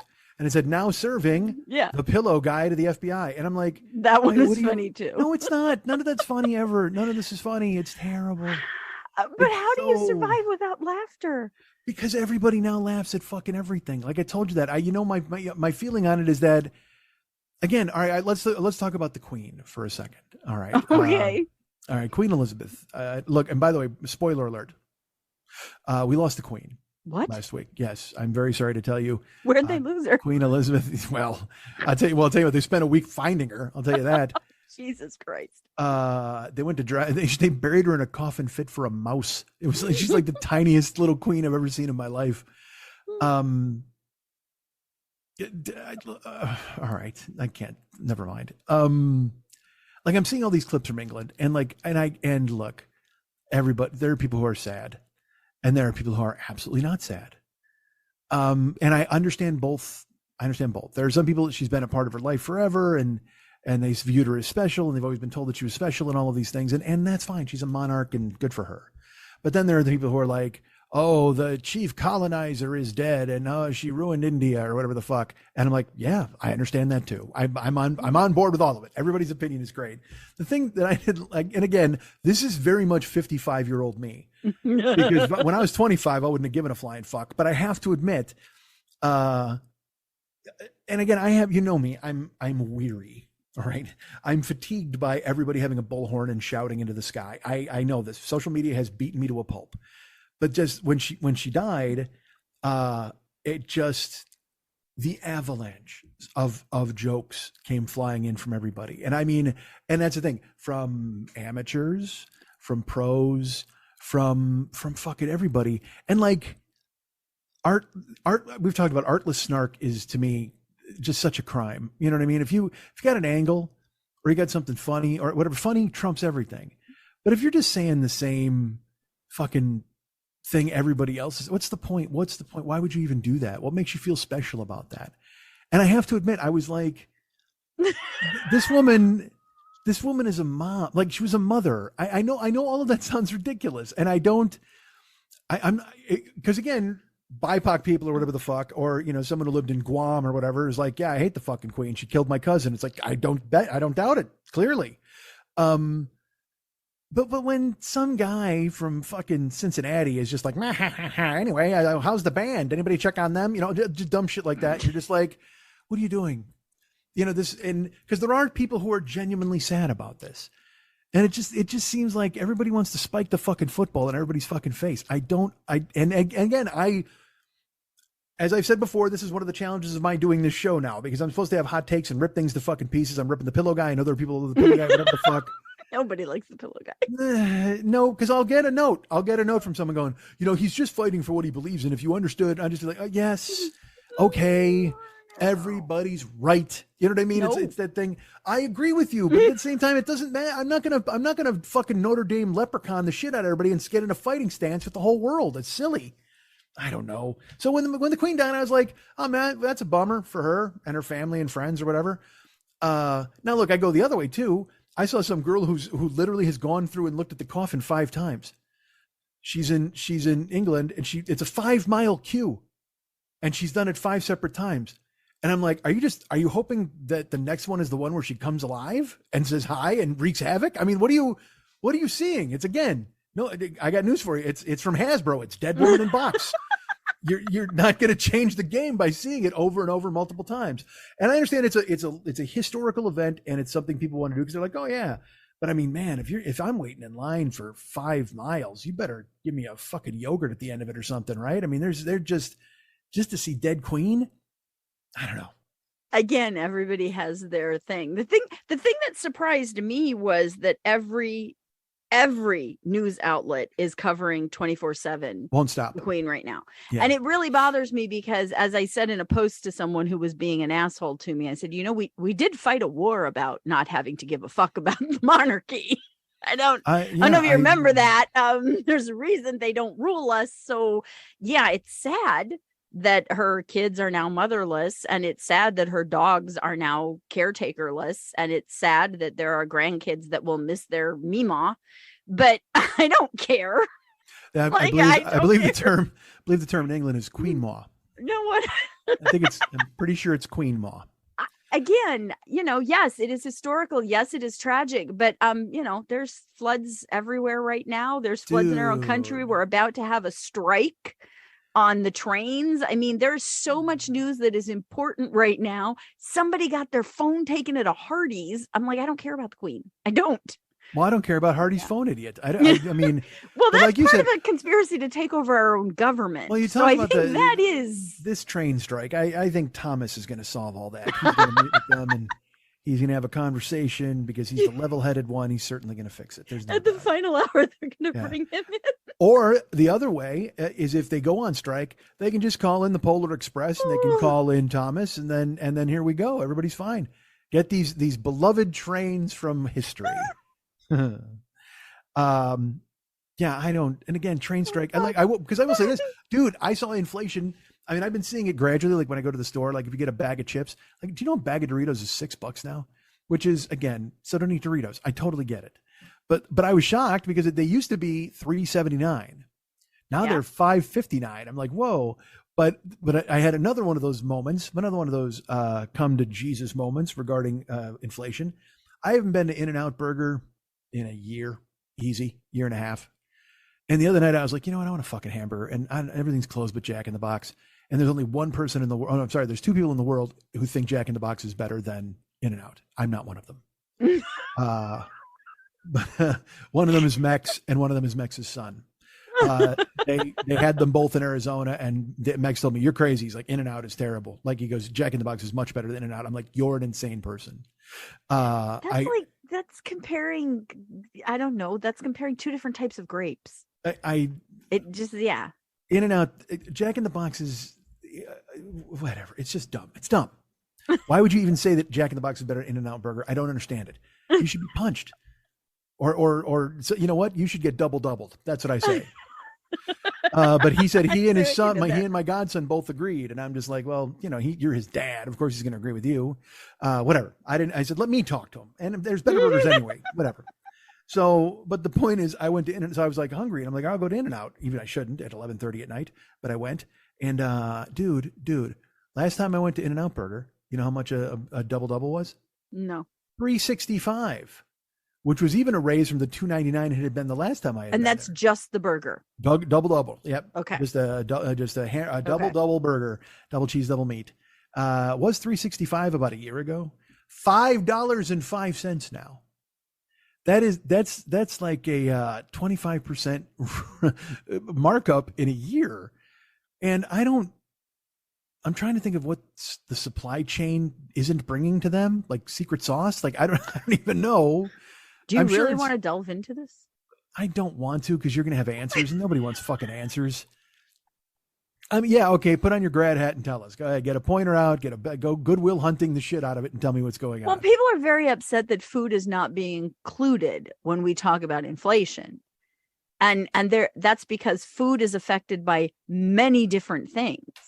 It's the cost of raising the animal, the cost of rendering the animal, the cost of transporting the animal, and that goes for like eggs too. They killed a bunch of chickens, so eggs went up because production was down. Well, so you have to raise the price. Because then everybody speculated that it was an inside job, that they killed the chickens on purpose to get the egg prices to go up. Of course it is. Nothing is as it seems. Everybody's got an explanation. Even in football. I'm seeing people say stuff, even in the UFC over the weekend, they had a huge brawl. So they had to like rearrange some fights. And then everybody's like, oh, they did it on purpose because they weren't selling any tickets. So they had to go ahead and try to get more. I'm like, oh my God, shut up. Everyone comes in with their explanation. It drives me out of my fucking mind. We are a nation that trusts no one because we've been taught to trust no one because we've all been traumatized over the last 10 years. Well, you know what? I was taught trust, but verify. Well, yes. That's what our good friend Ronald Reagan had to say. But yes, meat has gone up. I just bought steak at Costco because I have to eat steak for my iron. I have to eat red meat. I don't process greens properly and my health plummets. And I couldn't believe how expensive it was to buy steak again. So I ended up buying cheap steak, but still, are you saying you're my animal protein? You're I'm a cheapskate. A cheapskate about cheap steak? Cheap steak. You're cheapskate about it's cheap hard steak. to say. They're my favorite band, Cheap Steak. Oh, sure. I feel. Oh, someone just. They're on the road. They're filled with sons. Did you know this? No. Robin Zander's son is now the drummer. Rick Nielsen's son, I think, plays fucking Jug. I mean, I don't know. He's also in the band somehow. Jug. Yeah. I don't remember Jug in Cheap. I've seen Cheap Trick. I don't remember a Jug player. Well, his son wanted to be in the band. They said, "What can you do?" He goes, "I can jug." And they said, "Well, jug it up, friend. The jug police, they jug a da da da da. I want you to jug me." Oh, Jesus. I'm making my own self laugh with dumb stuff. All right. I feel awful, by the way. All this talk of food. I went to the gym today, and we're recording early because you can't record at night anymore. But then it puts a weird thing on me because I'm supposed to be streaming on Twitch. And I got to lift, so I lift till a certain time. And I came home and I was like, I'm going to eat something. I'll take a shower and we'll go at 2:15. And then I lifted my ass off today. And then I tried to move and I was like, oh, I can't move right now. What's happening? But then also even worse, look, there's a fight going on in my brain because my brain is so different. Like my body's angry at my because most of my brain, it knows what's up, but then the dumb part of my brain wins.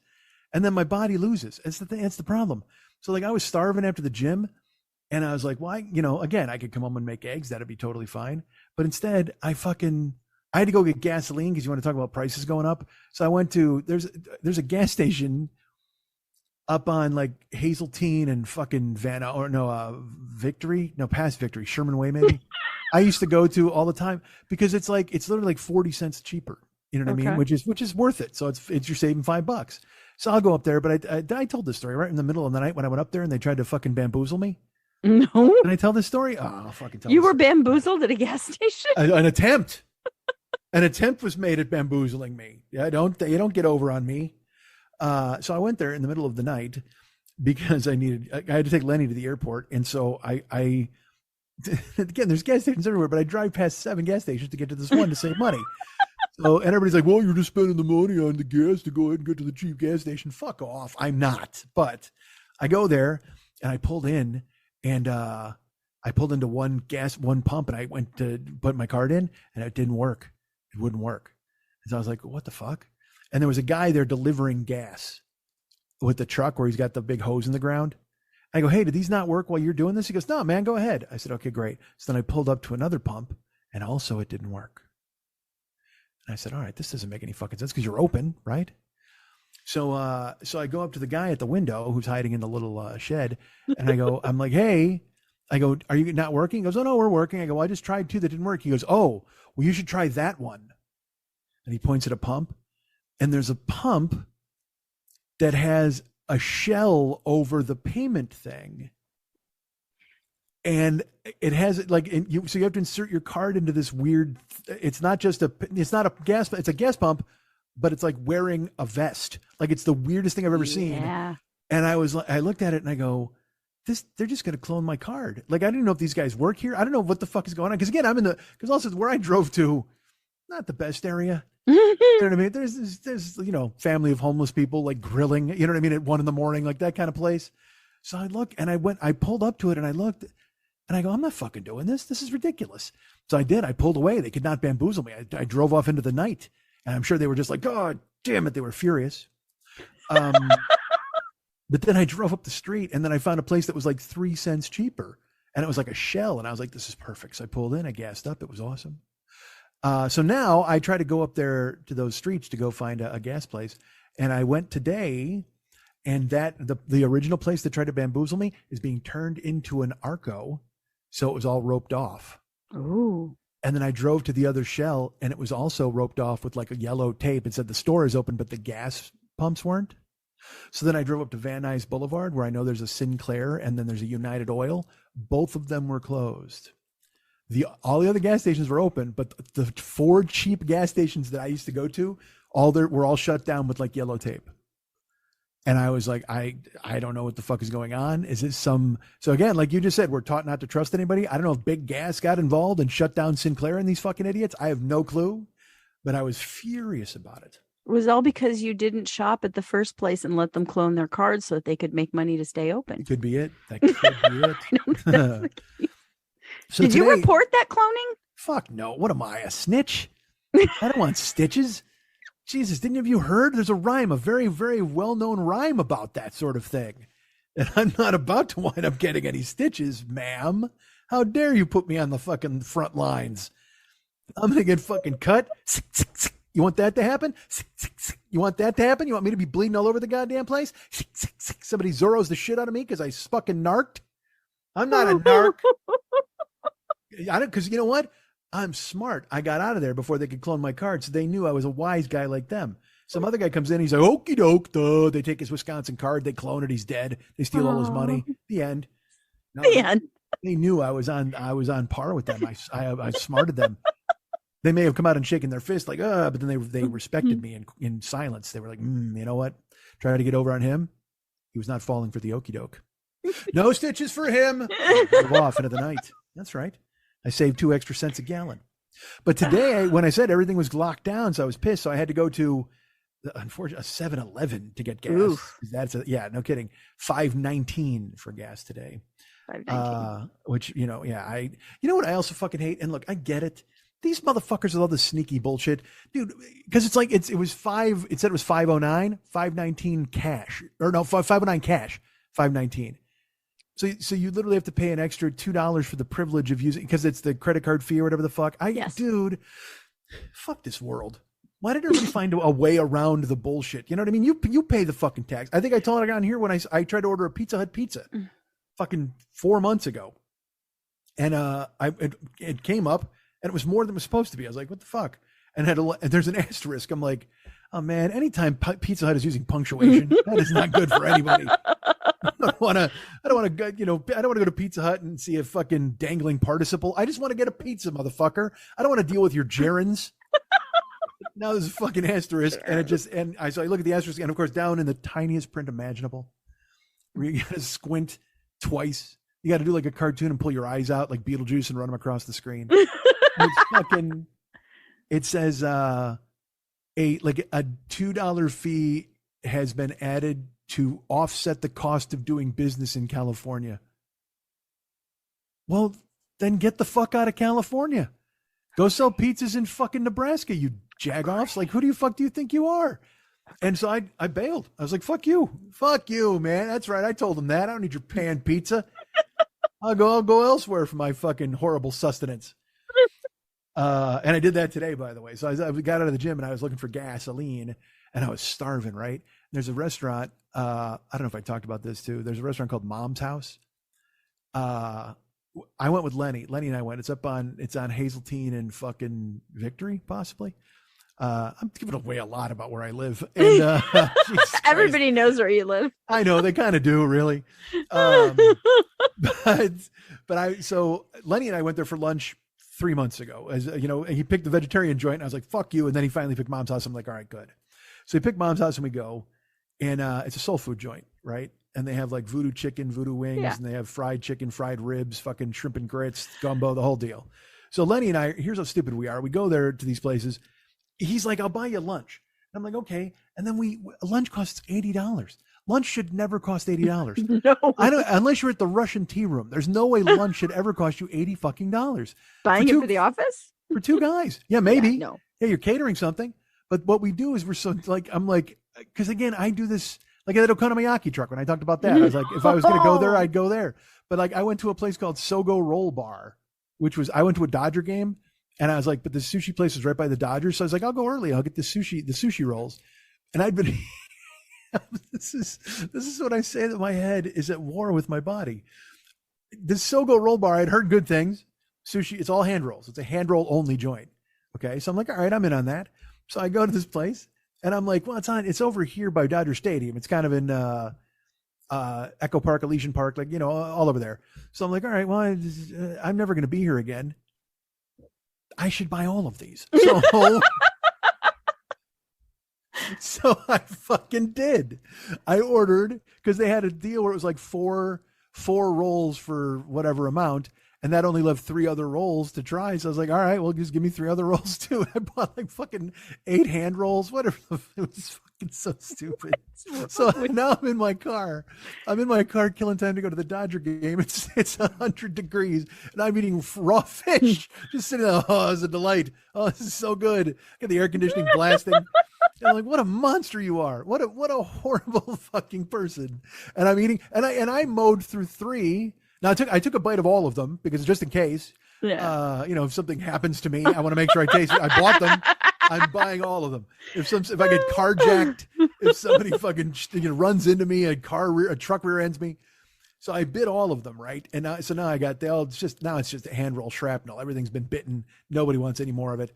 So, but then I'm eating, and then I keep eating, and finally it's time to go to the Dodger game, and I've still got like 4 hand rolls left, 5, and I'm like, I can't. It's 100 degrees. I can't leave them in my fucking car.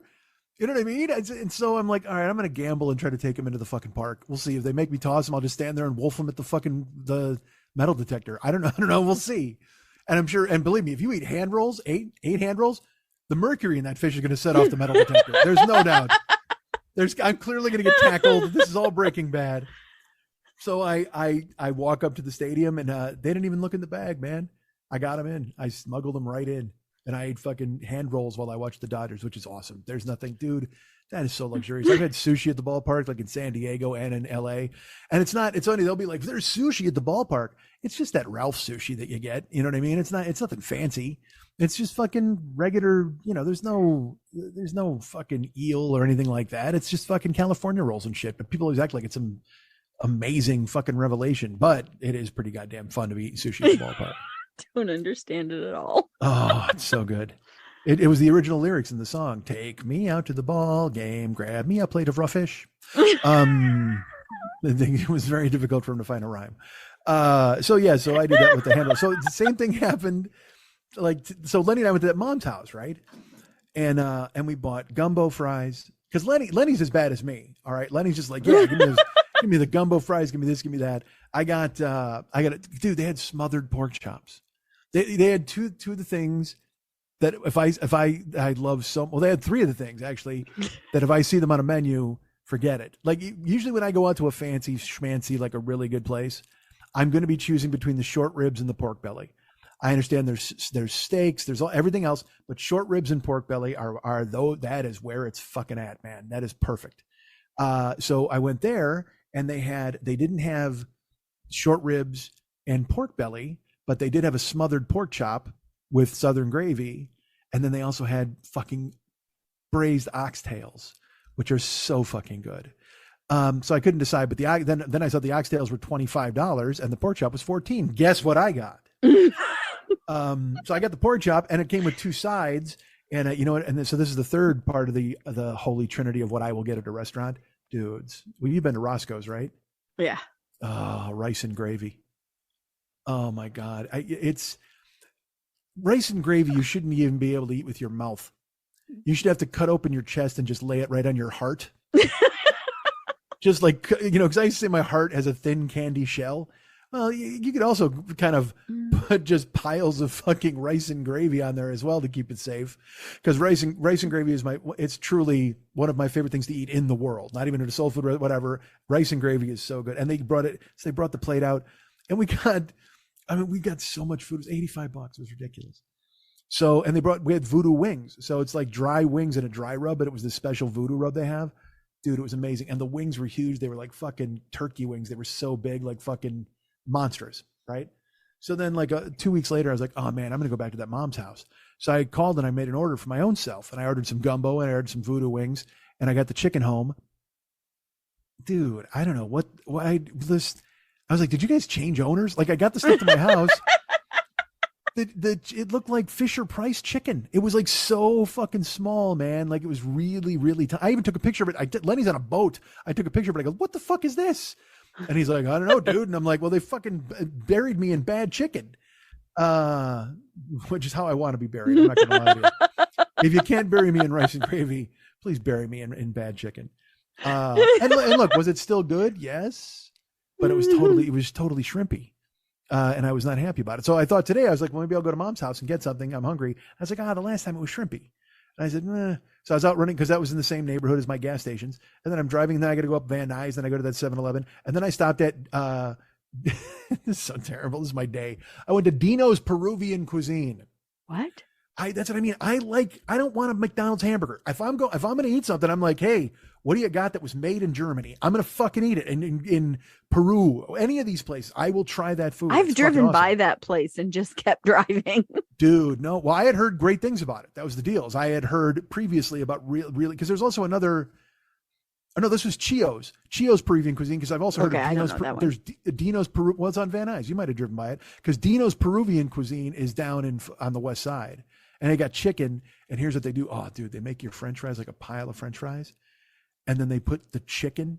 Your chicken is like a rotisserie, but it's like in a special fucking marinade, and they put it on the fries, and they take a paintbrush, like a literal fucking paintbrush, and they just fucking put the juice, the drippings from the chicken all over the chicken and the French fries. Oh my God. Dude, I haven't been there yet. I follow them on Instagram, and I just stare at it. Like it's Jesus. But this Chio's Peruvian Cuisine I've heard about. I'm like, all right, well, I'll go to this. Finally, I'll go to this place. I'm right by it. So I pull in. There's only two people in there eating, and there's a sign that says, please wait to be seated. I'm like, what? I just want Peruvian on the go. I don't need to have a seat. So she's like, you want to sit down? I go, no, I was looking for takeout. She goes, oh, do you need a menu? I said, yeah. She hands me the menu. And look, everything looked good. They had lomo saltado, which is like the fucking steak and peppers and all this different stuff, but it was all fucking $28. It was a sit down dinner joint. I didn't think it was. The thing when I saw the article on it, the guy owner was wearing a baseball hat. I'm like, well, that just means everything goes out the fucking door, right? I didn't think it was going to be I didn't know I needed a maitre d' for Peruvian chicken, whatever the fuck. And normally what I do then is I'm like, I'll just take a side, like I'll buy one. Can I buy one chicken leg? Like just so, because I don't feel like a dick for just coming in and wasting their time. But I was like, fuck this. I'm not paying $35 for something. I'm not with Lenny. So I was like, I'm going to put this away. And I did. And I split. And then I was hungry. And then I was like, and Van Nuys, there's a ton of places to go. And I don't usually like going to garbage places, but then it was running out of time and I had to get to talk to you. So I'm like, all right, I got to get home because I got a shower still and I'm fucking beat and I was starving. And again, I could have gone to Ralph's and I had eggs at the house. There's anything I could have done, but here's what I did. I went to, there's a corner that is quintessential America. It's got a Chipotle, it's got a Panda Express, and it's got a Jersey Mike's right in this one parking lot. And I parked and it was like, all right, where am I going to go? And I parked and there was actually a line out the door at Chipotle because it was, 12:30. So it was lunchtime. And I thought about Jersey Mike's, but I got food poisoning at a Jersey Mike's like a year and a half ago and I haven't been back. So I'm like, I don't trust them. So I go, you know what I'm going to do? I'm going to get Panda Express. And, oh man, is that awful? It's just awful. And it's that thing where you're in line. Cause here's the thing. I've been super poor before and had to subsist on dollar Chinese food. So you get like a pile of chow mein that might have a fucking shoe in it, like for $1 and fucking rice and like all this stuff. And then everything else is $1. Well, this one, they had the three. I could have just gotten one thing, but instead I'm so stupid. I'm going to get the 3-item plate. And then I got honey walnut shrimp, which has actual walnuts in it, which are fucking gross. And then I got the black Angus pepper steak. Oh. And then I got some orange chicken because it's in a little breading, and the honey shrimp is breaded. And then I got half and half rice and chow mein. Then I get a couple of chicken egg rolls, which aren't real egg rolls. They're frozen bullshit. They're like Jack in the Box egg rolls. And they put it all in a bag. It's like, it's $20 or whatever I pay it. And I leave and I get in the car and I'm just like, why would you spend this money? So I ate the egg rolls on the way to get home. And then I get in here to eat and I texted you and I'm just like, hey man, I was gassed. I had just walked in. I said, I just got home from the gym. I'm going to eat something and take a shower. And then I put it in my mouth like the fucking Panda Express, and you're just like, oh, dude, it's such a letdown. I mean, it's fine. There's a lot of it. It's that thing. If you're poor, it's a great place to go. But I'm poor, but I didn't have to be poor in that minute. And I'm so poor, I could have come home and had a fucking sandwich. I mean, I literally have ham and Munster cheese in the fucking fridge. I could have done that.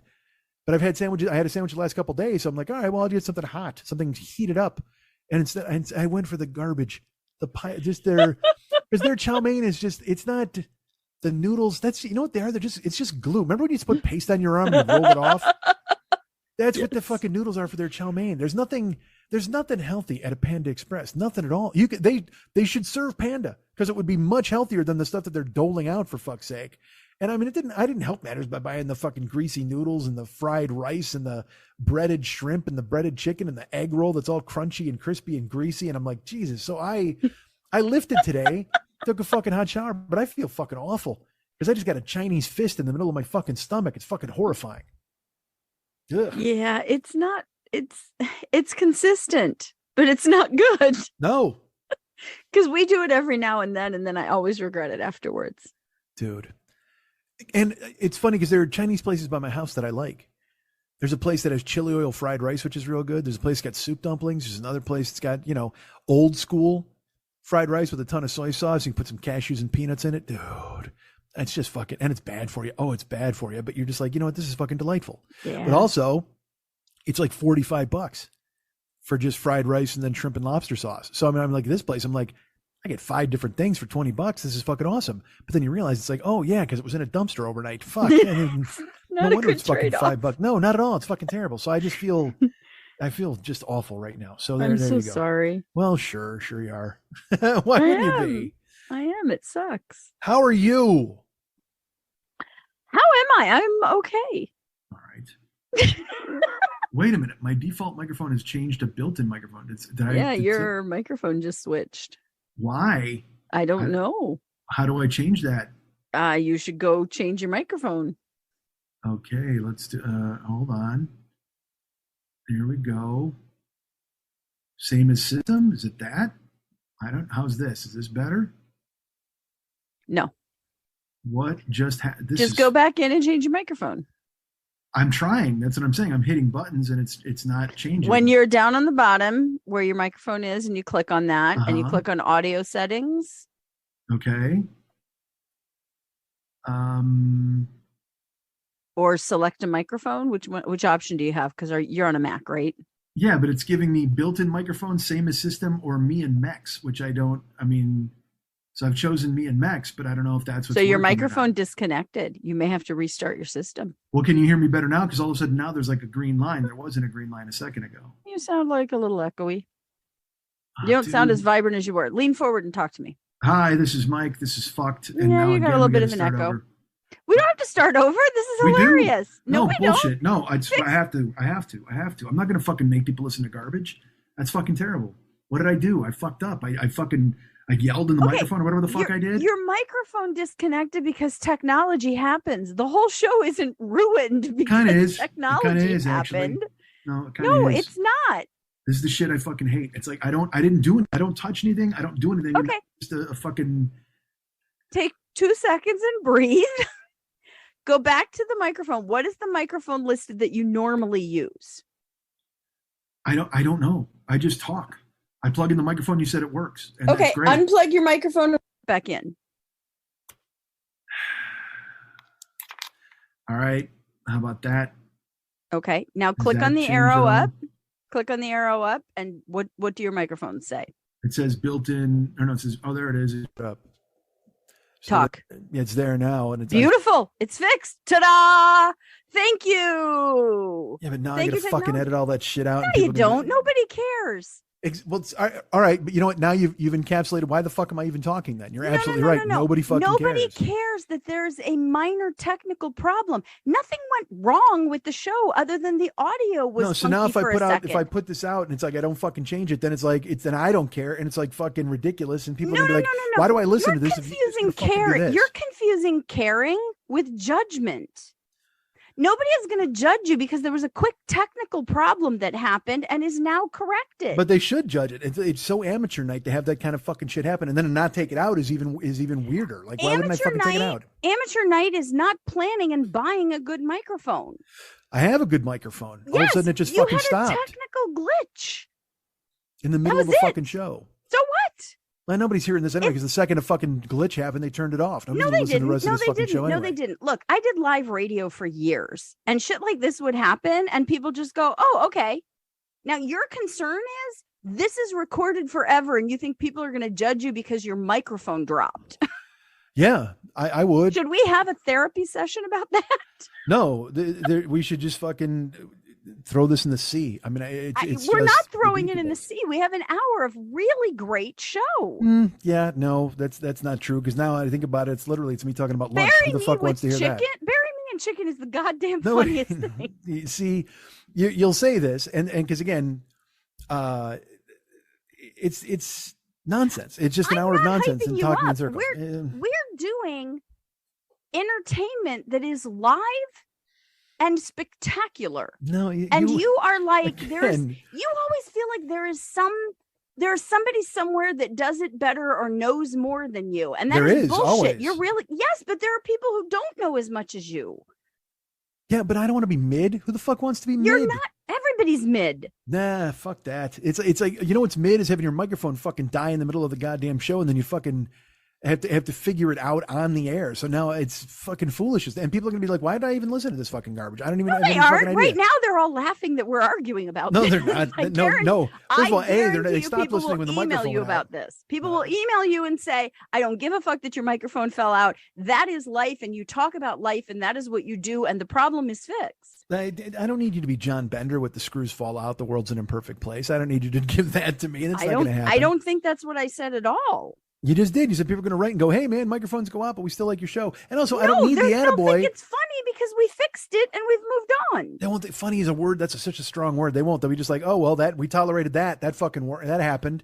Okay, so we can go back and edit it and start over. I guess I'm going to have to, huh? Okay, so we'll come back and we'll come into it and you'll find a convenient place to edit this. Or well, you won't. We'll scrap the whole thing. We're starting from the jump. We're going to go from the beginning. I don't have 2 hours left to start over completely. But you do, though. But no, I don't. Yeah, I don't know if I believe that. I have to call the plumber back because they just called and we have a leak in the house, and I have to schedule that. He's probably at the door right now knocking. And doubt it. Ask your bird. No, I don't have a bird. It's the plumber. He's come to fix the sink. No. All right, so now I don't even know what there is. What do we do now? What do we do? I think we just keep talking because that's what you do. But that just, you know what? I talk all the time about guys who like they have an hour clock or whatever the fuck, and I talk till I'm done and whatever. But also those people have microphones that work and a producer that fucking makes things click. And now I sit here, I'm talking all of a sudden in the middle of it. Because look, I can't bitch that everybody in the fucking world is amateur night and doing a fucking podcast in the middle of nowhere from their basement. And then I put out a fucking show that literally has a chunk that sounds like it's from somebody's basement because his microphone went out. It's fucking terrible. We still heard you. It's just you put the microphone back in that sounds better because that's what you do. Yeah, but I didn't even do anything. That's the thing that makes me mad. Yes. So why are you taking it like an affront? No one thinks you did anything wrong. Because I don't like the perception that I don't know what I'm doing or that I'm stupid. You literally went, I don't know, I plugged the mic in. I do. Your entire show is about the perception that you don't know what you're doing. In that sense, yes, but but then you wouldn't put it out. It's just pointless to put out. It's like when I stream on Twitch. I probably talked about this last week. I stream on Twitch, all of a sudden I turn it on and there's no picture. Yes. And there was a picture yesterday. Why is there no picture today? The fuck happened? I didn't do anything. I didn't touch anything. I've been on the other side of the apartment. I haven't haunted it. I haven't come near it. I haven't bumped it. And then I have to sit here and tell people, hey, I'm stupid. I don't know how to fucking fix this. Cause I don't, the literally plug and unplug, turn off and turn on. That's how. And does that fix it? Sometimes. Probably, because sometimes things disconnect, because sometimes things drop out, because sometimes that happens. Am I powder? No. You sure? I'm positive. He fucked everything up with his electricity. See, I think it's funny that you think he fucked it up because he had electricity. Is that what you took away from that? He's a freak though, too. I mean, he was he's an electric baby. What the fuck happened to Powder? I don't even know. I just know Powder was, he looked like one of the VHS cover of Dead Presidents. I do know that, right? He's like an albino guy. He's all fucked up. And then he's got electrical powers that come shooting out of his hands and shit. And then the director's a pedophile. That's all I know about Powder. I forgot that the director was a pedophile. Oh, you know who won't let you forget that? My buddy Pat. Oh, Jesus. Pat is just a one-man wrecking crew for anybody in that instance. He's just like, Mike Tyson will be on and be like, oh man, did you see this funny thing Mike Tyson did? No, but I remember when he raped a girl and he went to fucking jail. Yeah. Okay. Jesus. You probably don't want to see this funny thing he did. No, I don't. Couldn't care less. I don't. He raped Miss America or whatever the fuck. Okay. But he's like that with Michael Jackson too. Like because he gets genuinely angry. Like he wants nothing. Like you'll say something like, you're like, dude, at least, you know what? Michael Jackson was an incredibly talented guy with amazing songs. Mm-hmm. Yeah, but I was just a fucking kid molester and he did all these fucking terrible things. And he showed a monkey his penis, whatever the fuck. And I'm like, yeah, but also, because this gets back to the R. Kelly thing. Because R. Kelly is a fucking monster. He's a terrible guy. But I'm a Flirt is a fucking jam. The remix of I'm a Flirt is so great. So it's like, I'm a flirt. Soon as I walk up on the doors, I'm a flirt. It's a fucking jam. And one time I was driving Uber and I had it played in my car and a girl got in my car and she's like, R. Kelly, seriously? And I'm like, yeah. And she's just like, well, do you not read the news? And I'm like, he's not in the car. You're aware of that. Right? It's his fucking song. You didn't say that. Grow up. Woman. You did not say that. I did say he's not in the car. It's a song. Did she say pull over? No, because she was from fucking out of town, and I picked her up down near the the hotel next to the fucking Kodak, the one behind it. When you're coming down Highland, where you used to live. Yeah, exactly, where the oldest building in Hollywood was. That hotel there, which is I don't even know the name of it, but they were tourists going some conference. R. Kelly, are you serious? I'm like, seriously? And I go, yeah. I go, it's a song. And she's just like, well, did you not watch? I guess you don't watch the news. That was what made me mad. Like I'm supposed to oh, no, could you tell me about it? What happened with Mr. Kelly? You know what I mean? Fuck off. So that's what Pat is like with like Michael Jackson. He's like, he won't even hear. He'll be like, yeah, but Ben, the two of us should look no more. And he's just like, fuck that. He should be killed. I'm like, well, he's dead already. Dig him up and kill him again. All right, buddy. Sounds good. Pat has some strong opinions. Very much. And the Powder guy, too. Pat didn't like X. He was like, fuck that. What am I watching here? It'll text me, and I read it. And look, I read text badly. But I told him X was really good. So then I was on Twitch, and I got a text from him, and it just said, I'm watching X. It's a by-the-numbers slasher movie. What am I missing here? And I'm like, if you don't like it, turn it off. I don't fucking, what do you want me to do? And then I explained to him why I thought, did I talk about this on here? I must have. I explained to him why I thought it was good, the thing that I enjoyed about it, because I don't want to give anything away because people haven't seen it. And he just goes, you know what? I'm not into these woe is me movies. And I was like, you mean you don't have any empathy for a main character? All right. I mean, I understand that. You want to call it a woe is me bullshit thing, that's fine. But what it truly means is you don't feel for someone who has been hurt their whole life. And I understand that, but come on, man. Don't text me like I wrote the fucking thing. I liked it. But same deal with any artist in the artist, whatever the fuck. Look, Bill Cosby's a fucking monster. Put him in jail for the rest of his fucking life. That Showtime documentary is fucking awful. You'll watch it and be skeeved out and go, Jesus Christ, because there's got to be hundreds of women he violated. There's I think only 50 have come forward. I just got to be multiple 300 women. He was doing it all the fucking time. But that fucking chocolate cake bit about his kids and breakfast is fucking hysterical. So it's hard, man. It is hard. Yes. It is very hard to separate the two. Sometimes monsters are funny. Sometimes monsters make great songs. There has to be grace for growth. That's how I look at all of it. Are they still doing that? Like with R. Kelly, no, he's in jail. Well, yeah, but Michael Jackson, no, he's dead. Yeah, there's been some sort of comeuppance for all of these gentlemen. Bill Cosby is quote unquote blind.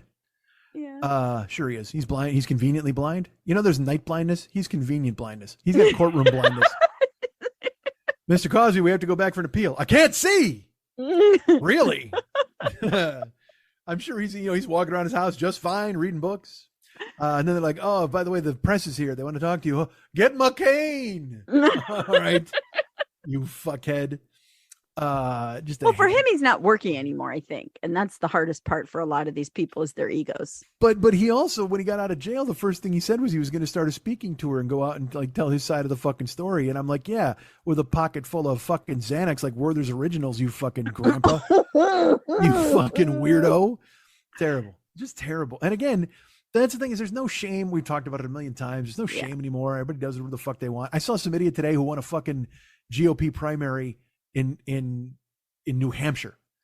And he came to his press conference to declare victory, and he's wearing like a Stars and Stripes shirt, like an Evel Knievel bullshit shirt, and he was carrying a fucking shield, but not like a big man's shield, like a medieval times shield, like, oh, you finished your quail, here you go, son, and he's got this shield and it's got like 4 arrows in it.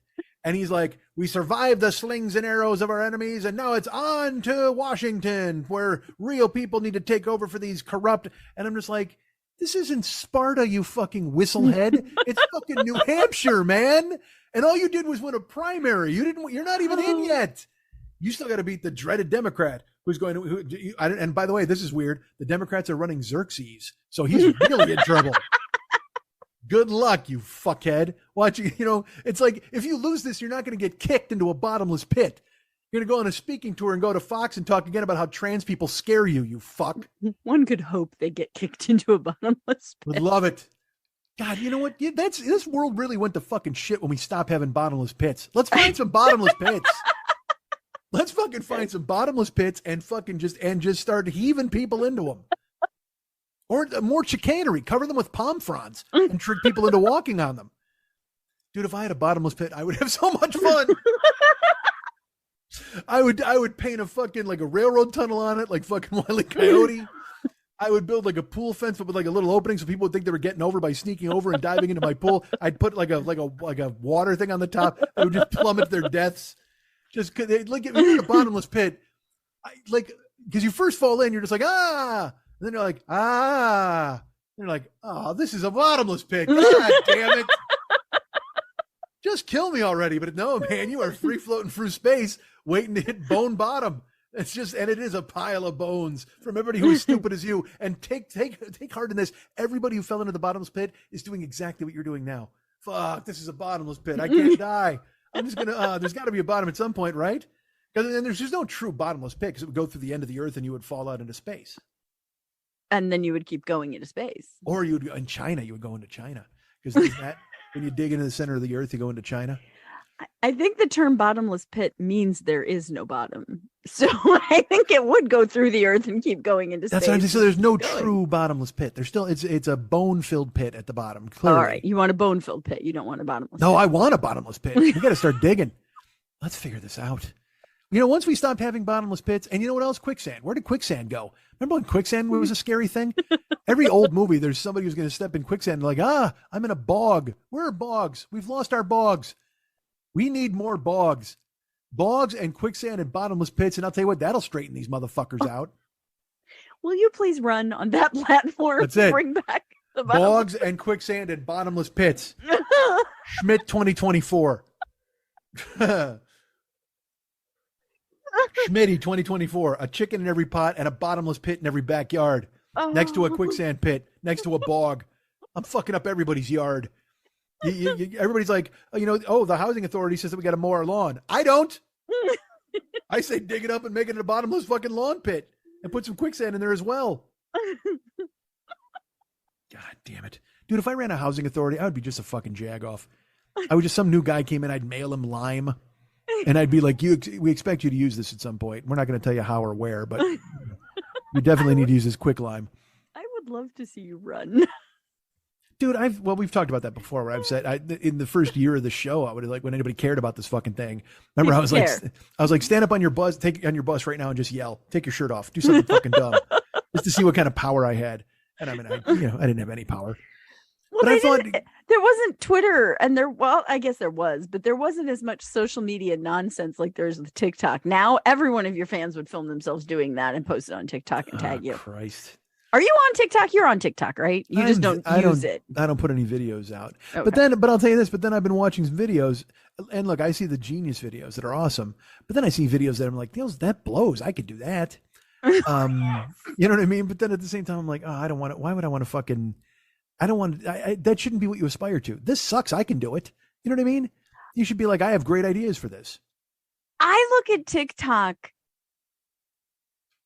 Well, let me describe it in a way you could understand it and you could relate to it. Right. I would assume TikTok is you with hot cocoa in the stove. Oh, that's Mr. Magic? Yeah, you and your brothers just hanging out, doing dumb stuff and filming it and putting it up and seeing if people think it's as funny as you think it is. That's how I look at TikTok. Some of it is awful. I mean, I'm on like 9 different TikToks. I'm currently on bear TikTok, which I think is hilarious. You have no idea how many bears just walk into convenience stores and take food and leave. Really? That's truly. That's fucking awesome, actually. It is astonishing how many videos I have seen of bears walking. Seagulls, absolutely. They will take a bag of chips and run. Bears, what the actual fuck? That's my favorite thing on TikTok right now. Well, if bears ever realize that they're bears, we are fucked. Yeah, we're fucked. We're so fucked. Because bears right now are just like, hi, I'm Steve. And it's like, all right. You know how terrifying you are, Steve? They're like, I don't know what you're talking about. I'm just fucking Steve. And then he eats a whole fish, bones and all. And you're like, Jesus fucking Christ, you're a killing machine. And he's like, I'm Steve. But eventually Steve's going to go, wait a minute, and become self-aware. Everybody's worried about Skynet. Fuck that. Worry about the bears. Once the bears become fucking self-aware and realize that they're bears, they'll run this fucking earth. You know who else too? The ants. If the ants ever once stopped following their queen around or whatever the fuck and carrying crumbs, stop carrying crumbs, ants. Here's what I say. Have a meeting. Have an ant meeting and go. And you know what? Zoom there's technology that's easily accessible to ants. So they should Zoom all the ants all over the world. And I know we all know in the rainforest, there's ants that are the size of puppies. We know that. We haven't seen them yet, but they're there. They live in the underbrush. And they're not carrying any fucking crumbs. They're carrying coconuts. Those are some coconut carrying ants. And they know they think to themselves, well, in America, our brothers are carrying crumbs. We're carrying coconuts. Now, look, I don't know if there's coconuts in the rainforest. Don't fucking pigeonhole me.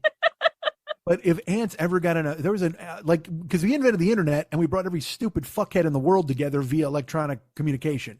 So like an idiot in Montana meets an idiot in Florida, and they're like, all the idiots in between are like, we should listen to those guys. You know what I mean? It's just this weird electronic call to arms for fuckheads. But if ants did that, oh my God, would the world end? Ants would be genius. And spiders. Oh, because here's the problem. There's too many different spiders. Ants, there's only 2 kinds. There's the crumb carrying ants and the coconut carrying ants. Those guys can solve their bullshit. They'll take over the world. But other spiders, there's like, hey, I'm a black widow. Hey, I'm a daddy long legs. Hey, I'm that giant one in fucking Australia that everybody shows you who fucking is bigger than a car. You know those fucking dudes? And so the spiders all get this attitude where they're like, hey man, everybody tells us that we're pretty cool. And there's actually a man named after us, and people paid $1 billion to watch him swing around. And ants are like, really? There's a man named Ed Rose too. And they're like, nobody cares about your man. Everybody likes our man. But if ants ever fucking got it together, we'd be fucked. Our only hope before the ants get it together and the coconut carrying ants get together with the crumb carrying ants and decide that they can take over the world, our only hope is that the bears understand exactly who they are, and somehow we can have a truce with them to protect us from the ants. Now, there's a lot of ants. I'm not saying that a bear can't handle a bunch of ants, but I mean, there's a lot of fucking ants. So we'll have to, and we'll fuck it up though. We'll somehow start breeding bears to kill ants. When in reality, they should be eating honey and talking to a fucking armadillo or whatever the fuck that guy is. I don't know. Yeah, bears and ants are out there. They're fucking waiting. They're terrifying. I think that should be your party, the bear and ant party. Bears and ants, bogs and quicksand and bottomless pits. And I'll run. I'll just run with a bear and an ant. They'll be like, you can have 2 running mates, and I'll be like, it's an ant on a bear's shoulders, like the Master Blaster. It's fucking beautiful. But let me ask this: do I use a coconut carrying ant or do I use a crumb carrying ant? I don't know. We got to get ahead of this. See, we're all talking bullshit. We're like, oh, January 6th, whatever the fuck, and oh my God, Trump's got a lawyer. We got to talk to the ants. We got to figure that shit out first. You don't realize the danger that's out there. You can't negotiate with the weather, and climate change is coming. So we needed to negotiate with the ants so they can build us rafts. Although I don't know why I'm making the ants our slaves. The ants could make us their slaves easily. There's so many goddamn ants. Was it Gulliver's Travels where he wakes up and the ants are carrying him away? Is that true? There were ants. Yeah, there were giant ants carrying him. Yes. Okay. Well, see, what if that happened to you? What if you went to bed? You're like, I'm fine. All of a sudden you woke up your eyes and you're like, holy shit, that's the sky. And you look down and it's like, ants. Well, thank you for that nightmare. Put me down. Put me down. I'm not a coconut. I'm not a fan of ants in any way, shape, or form. I don't like bugs. We've established this clearly. I don't care for any sort of bug. I don't want a wasp. I don't want a fly. I don't want a fucking moth. Moths are even scarier because they're like they're just fucking like at least like flies buzz. Bzzz, you're like, that's fine. But moths just sound like they're shaking a handkerchief in your face. When a moth flies by, he's just like I'm doing a towel, but it's not working. Oh no, it works. You can hear it. I can hear it. Yeah. This is a moth that flies by. Terrible. Like whereas a fly is like zzz, you're like, I hear the fly coming. But a moth, all of a sudden, it's just like now you're in a 1940s pot boiler and somebody's got a chloroform handkerchief they're putting on your mouth, and then it flies away. Imagine that. Imagine you know what? That's what we got to do. We got to cover moths in chloroform. That's fucking perfect because they're allergic to it, so it doesn't bother them at all. So we soak moths in chloroform and we send them to our enemies. Let's send them to Russia. You know what? All right. I've mentioned talking to the ants and talking to the bears. We got to get the moths on board because the moths because the moths, they fly. So that's because ants, what do? They walk around fine. And bears, of course, gallop. But fucking moths, if they fly, if we get enough moths, they can fly a bear over to where our enemies are. That's fucking perfect. You train 1 million moths to carry a bear, you're going to run the world. Holy shit. God damn, look what I'm doing here. I'm making it happen. Solving problems. This is my platform. I hope somebody's writing all of this down. I got to give a stump speech later. I'll get the ants right on it. All right. I got to come down a fucking escalator and wave and go, hey, Mexicans are rapists. By the way, here come the moths. Moths just put chloroform on everybody's face and they wake up and I'm the king. That'd be genius. All right. Why does it take me to figure this shit out? There's got to be some other smart guy out there. No, you know why? This is what happens when you get old. You're unburdened by trying to get pussy and everything else. You're just like, you know what, man? I just got to figure out a way to rule the world with bugs. Perfect. Are moths bugs technically? I don't know either. They're insects. Are they? Are bugs insects? Moths aren't. Isn't a moth? Yeah, an but there's insect? always. But the one with like segmented bodies are like arthropods. Like they all have different names. You know what I mean? And I don't want to say that they're all bugs and insects. Hey Siri, is a moth an insect? Here's what I found from softstools.com. It is. Moth is a nocturnal flying insect that begins life as a caterpillar. There you go. It's an insect. I'm supposed to trust this robot? Well, really? the bear didn't answer when I asked. Wow. We got to get on board with the robots too. Everybody's again. No, I don't want to get on board with the robots. I hate the robots. No, here's the deal. Like if we get enough ants, we don't have to fuck with the robots. Like I said, Skynet becomes self-aware and then just 1 million ants walk into the machine and clog it. You're done. There's no nuclear war anymore. What are you going to do? You're going to tell the ants your podcast and hope they march out and tell others? We still need some technology. No. You know what? The ants, they connect via like antenna. That's what we need. If we say, hey, show us how you do that, and then everybody gets a helmet and look around this world. Wouldn't you rather have a helmet? Honestly, the way things are going. I don't. And I barely want to have my phone. Everybody's like fucking Zombie the genie, and they just close their eyes like and they connect with one another. And they mecca-hiney hold the shit out of everybody. It's fucking perfect. This is a beautiful thing. God damn it! I'm running on this platform. Bogs and quicksand and bottomless pits. Meet the bears. Oh my, sure. I don't know. All right. This microphone even working? We should just scrap the microphone is working. You sound great. These are lies. You have your Melissa. No, don't say that. Back to that. My voice is back this week, though. There's no doubt about that. Sounds great. I saw a movie called The Northman. I watched The Northman. Have you seen The Northman? I don't watch movies. Let's talk about 2 movies real quick. We'll talk about The Northman and we'll talk about The Green Knight.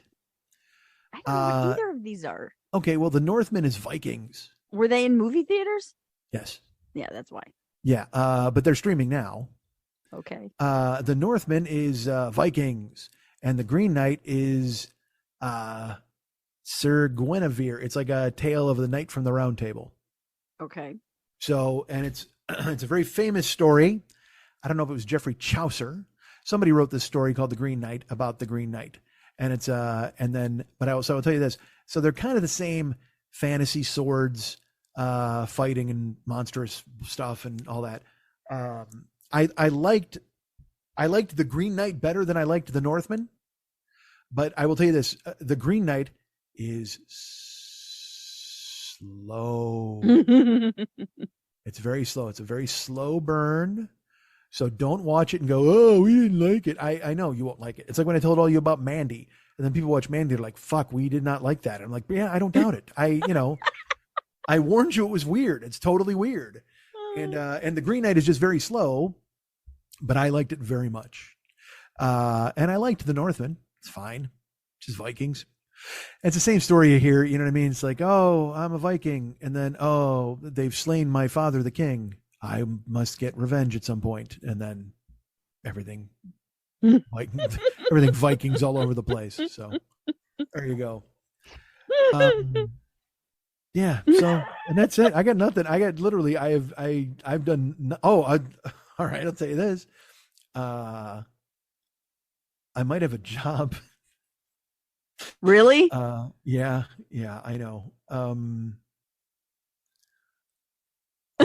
Although I got to be honest, because I'm weighing in my brain whether to talk about it. Because if I talk about it, good chance I don't have a job. But it's like a search warrant. I'm kind of at a point now where I want to talk about this because it's fucking absurd. My money is always a coin flip. Things are always here and there. I'm doing my best to stay afloat, but it's time. I've got to get back into, as our friend Elvis Costello would say, welcome to the working week. So I have to do something, and I didn't want to get back in the car because I don't want to drive people around. But then I was like, I'll just drive food around. But then I've talked to people who drive food around, and that's also bad because I think I talked about it on here. Everybody orders from Jack in the Box from like 10 o'clock until 3 a.m. and it's all $6 orders and nobody tips. And you're just like, why am I even fucking doing this? But I figured I'd give that a day and quarter, at least try it. And then there's all these other jobs too. Like there's all these side hustles. Dude, I found a website for side hustles, and it tells you like, and it was through the LA Times. They wrote an article on it. I'm like, oh, this is cool. But I guess I thought that would have actual side hustles like a lot of the time. But instead, it's like they repeat a lot of the same content over and over. But they also had this thing, and I was going to do this, and I wanted to do it so bad, and I checked on 2 things, and I was not allowed to do it. And then I was like, fuck, and I haven't looked since. They need people for like medical testing. I don't think you want that. No, I do. I totally do. One of them was you had to go live for a month in this like lab or factory or whatever the fuck. And if you survived, you got $1 million. No, it's a Night Gallery episode with Leslie Nielsen. Go ahead and check it out. It's not a month; it's a day. It's a night. Anyway, this fucking. It was a month, and it was like $3,500 in addition to all your food and lodging and stuff for a month. But all they did was they ran tests on you and took some of your hair. You know what I mean? Some of that bullshit. Always vague. That's always the preface for some terrible horror movie. You know what I mean? Where you're just like, because again, like I said, you go and you think it's in a lab, but it's in some Victorian mansion. And you're like, oh, I'm not going to lie to you. I think the eyes on that painting followed me down the hallway. No, sir. That's possibly an effect of the placebo that we gave you. Oh, sure it is. Middle of the night, someone with an axe cuts off my foot. So when I saw the medical thing, I was like, all right, but then they had other things that they listed. And all their side hustles are garbage. Like they're all these. I'm a listener of the show is a guy named Murph, and he wrote me a job for some company called Go Look, I think it is, or Lookers, or I don't know. Look, I think it's called that. And it's just you pick the jobs you want to do, and you'll go to somebody's house and you'll look at their car accident and go, yeah, no, their bumper's this. You take photos and you send it to the insurance company. And part of me was like, well, that makes sense. I mean, that's a cool thing. But also I was like, wait a minute. So fucking insurance companies aren't using adjusters anymore? Like the guys who go out there, Jesus Christ, are they outsourcing everything to this fucking hustle thing? And so I didn't sign up for it, but I was reading about it. I was like, maybe. Because again, I can't get a gig. I haven't worked in 20 years. I've been just doing podcasting and comedy and stuff and been doing okay at it and then Ubering. So I've always been my guy, but it's so, I got to be honest with you, an 18-year gap doesn't look great on a resume when they're just, and the previous job I had was fucking television writer. So they'll be like, where have you been? He's like, oh, I was in a coma. You know what I mean? What do you say to these people? So, but I need a gig. So I was looking around and I was talking about it at the gym with a buddy of mine, a couple buddies of mine, and John and Mariano. I actually train with both of them now. John was my trainer exclusively, but he can't do Wednesdays. So Mariano does Wednesdays. And I was like, yeah, I don't want to get back in the car because fucking people, but I also don't want to deliver fucking food and who knows, but I got to do something. He's like, you used to work security, right? And I said, define security. And he's like, well, like in a bar. And I was like, you mean like a bouncer? And he goes, yeah, but they don't call it that. And I go, yeah, no, I did it. I go, I worked, he goes, where? And I go, well, I worked at clubs. I go, plus I did independent security for CSC at those guys in the yellow fucking windbreakers at concerts. I go, plus also I did a private, like I knew guys who, like I worked Allen Iverson's fucking NBA All-Star game party, because I knew guys who were bouncers who said, you want to do this? And I said, sure. They just needed another big guy to stand at the fucking door. So he goes, well, would you want to do that again? I was like, I don't know, man. Look, I don't want to do anything. I you know what I mean? I want to talk into a microphone and then eat shitty Chinese food and then watch TV. You know what I mean? It's like, that's what I want to do, but I need a gig. So I was like, well, yeah, but what are we looking at here? And he's like, well, my brother-in-law has a bar. They just bought it. And it's like a local place, but they're expanding it and they have live music and, they're thinking about getting bouncers. I've done it. I said, all right. I go, I have questions. I said, because look, I'm old now. I go, I don't want to get hit by anybody. He goes, oh man, because I've worked there. There's the hardest thing you have to do is stop people from taking liquor outside. I said, okay. He goes, yeah, there's no confrontations. It's a good place. I said, okay, well that's good. You know what I mean? I don't want to go walk into some fucking propeller. I said, so where is it? And it's about 25 miles from my house. And I said, well, let me ask you this. These are questions that are specific, but they're not, they're not worrisome. So don't fucking give me any shit. I go, is it a Mexican bar? Is it an Armenian bar? What kind of bar is it? And he's just like, no, it's just a place like where people come and eat. And there's like I said, music. And he goes, they just bought it. They've had a bar for a long time, but they bought this one it's a bigger place. And the reasons I asked those questions is, Armenian bar, you'll get a majority Armenian clientele. And if anybody who's not Armenian comes in, it can be an issue sometimes. And I'm clearly not Armenian. So like when I worked at the House of Blues, this is just a fact. When we would have rap shows or soul shows, they worked me outside. Like they worked me at the main doors and stuff. And they worked me upstairs because I'm just going to say this. If a black guy is confronted by a white dude, he's not just going to say, okay, sir, whether he's in the right or he's not in the right, he's not going to back down in front of his crew. And that puts me in a position where I don't have any authority or discipline because nobody's going to listen to me. And also, look, I never threw my weight around as a bouncer. I wasn't that guy. Like if shit happened, I'd get in the mix. But I wanted everybody to have a good time. That's the whole point. Everybody should have fun at the club. That's what we're doing.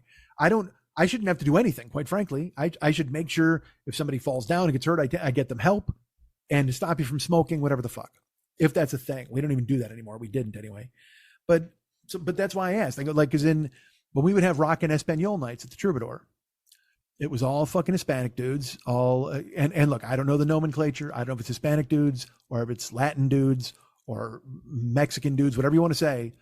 But they were ready for it, I think is the term I would use, because they just wanted a jam and they were ready to fucking go. So like I was in the pit. I've told this story where we were in the pit at Rock and Espanol, and they would launch guys off their fucking hands. They would shoot them to try and would catch them in the pit and throw them back. And then guys would spit at you. And then guys would also be in the pit and they'd go around. They would wrap a belt around their hand and let the buckle dangle. So when they came through in the mosh pit, they'd swing the buckle at the fucking pit and they'd try to hit the bouncers. Which, look, we all like fun.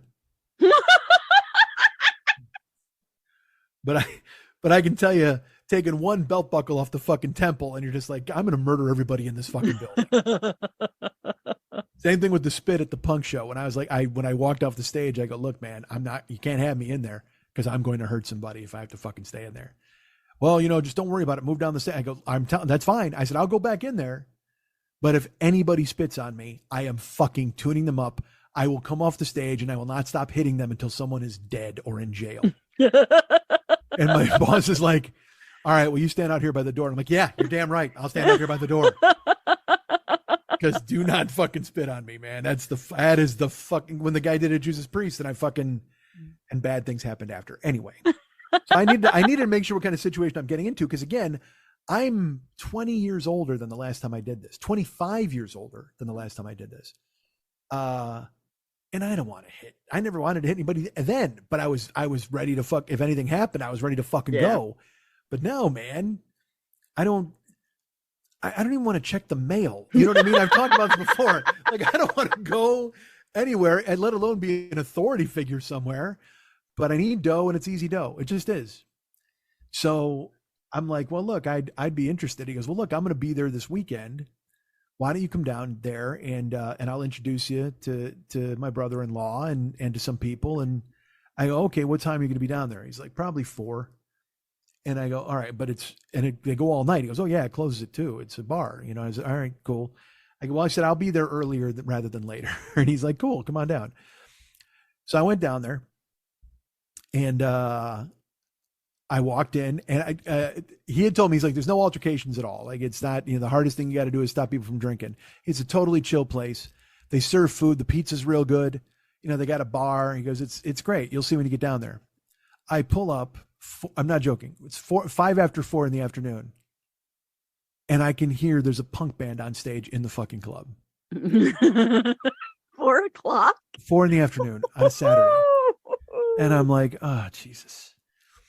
So I'm like, all right. So I go inside and also it is fucking busy. Because when you pull in, you have to go around the back to get to the front. And in the back, there's some sort of arts and crafts fair. And a patio too, where people are drinking, and then there's art booths, and there's a ton of people. So I'm like, all right. So I pull in, and I get out, and I go to walk in the bar, and I walk in, and there's two doors. When you my throat just made a noise. When you walk in, and on the left hand side, that's where the band is playing, and there's a bunch of tables there, like people. There's no mosh pit or anything, and people are sitting and watching the band, but they are playing aggressive. When I say punk, I mean more like No Effects, like that kind of stuff. They're not, they're not playing the Ramones or anything, but it is a lot of 1, 2, 3, 4. It's a lot of that, and it's loud.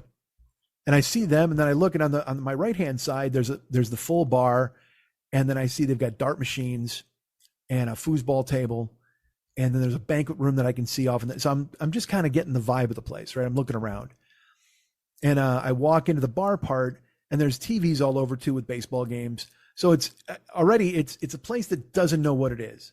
I'm like, because again, it just opened, and I get that they're like trying to figure out what they're going to be on a Saturday afternoon. They got a band, so there's a patio. So it turned out the patio is attached to the bar. So I go and I look out on the patio, and there's just cool like couples sitting there drinking beers, but then there's also people playing cornhole, and there's a bunch of the art fair. There's a gate that's open, so you're getting open traffic to the patio through the art fair. Ooh. Yes. So I'm like, I'm just, again, making mental notes of everything we've got.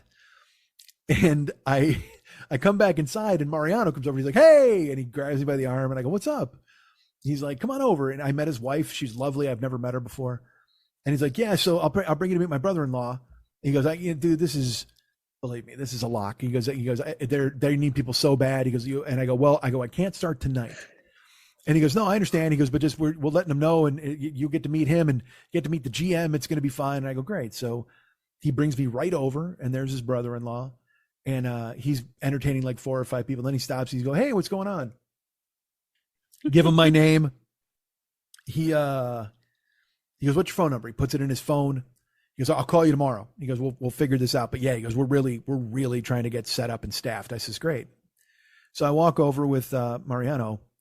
I go, "All right." I go, "So there's a band here at 4 on a Saturday." He goes, "Oh, when they have the art fair, they try to bring in live music, and then people will come inside it. It keeps them there." He goes, "It's only been here for like a month." And I said, "Okay." I go, "And you said you were working here?" And he goes, "Well, I help out." I go, "What do you mean you help out?" He goes, "Well, the first night they opened, they weren't ready." And he goes, we had to have like 600 people in here. And so I worked the front door to make sure nobody took any liquor outside. And I said, "All right, well, look," I go, "How many people do they have working here, security?" And he goes, "Well, I'll introduce you to a couple guys." He goes, "And then there's a third guy who comes in tonight." I go, "So they have what, 2 guys, 3 guys?" He goes, "Yeah." I go, "You need 5 guys minimum in this bar." He says, "What do you mean?" And I says, "Well, you got to have a guy at the front door. You have to have a guy at the back patio door. You have to have a guy stationed on the patio. And then you need 2 club floats who will go everywhere. They'll literally walk inside, outside, every door, check in. And they're there to monitor everything that's going on. The guys on either door to keep, IDs and keep people in and out. And the guy in the patio is to to keep that under control and to let people know." I go, "Ideally you'd have 6. You'd have 2 on the patio, 2 club floats, and 1 on each door." I go, "And how many guys work here now?" And he goes, "They have 3, but it's technically 2 because one guy hosts the karaoke, but sometimes he helps out like I did." And I'm like, "Okay." And by the way, I mentioned, "What kind of bar is it?" Right. And I said, "Is it Armenian, Mexican?" Well, I got there, and at least if this Saturday afternoon is any occasion, it's a tattoo bar.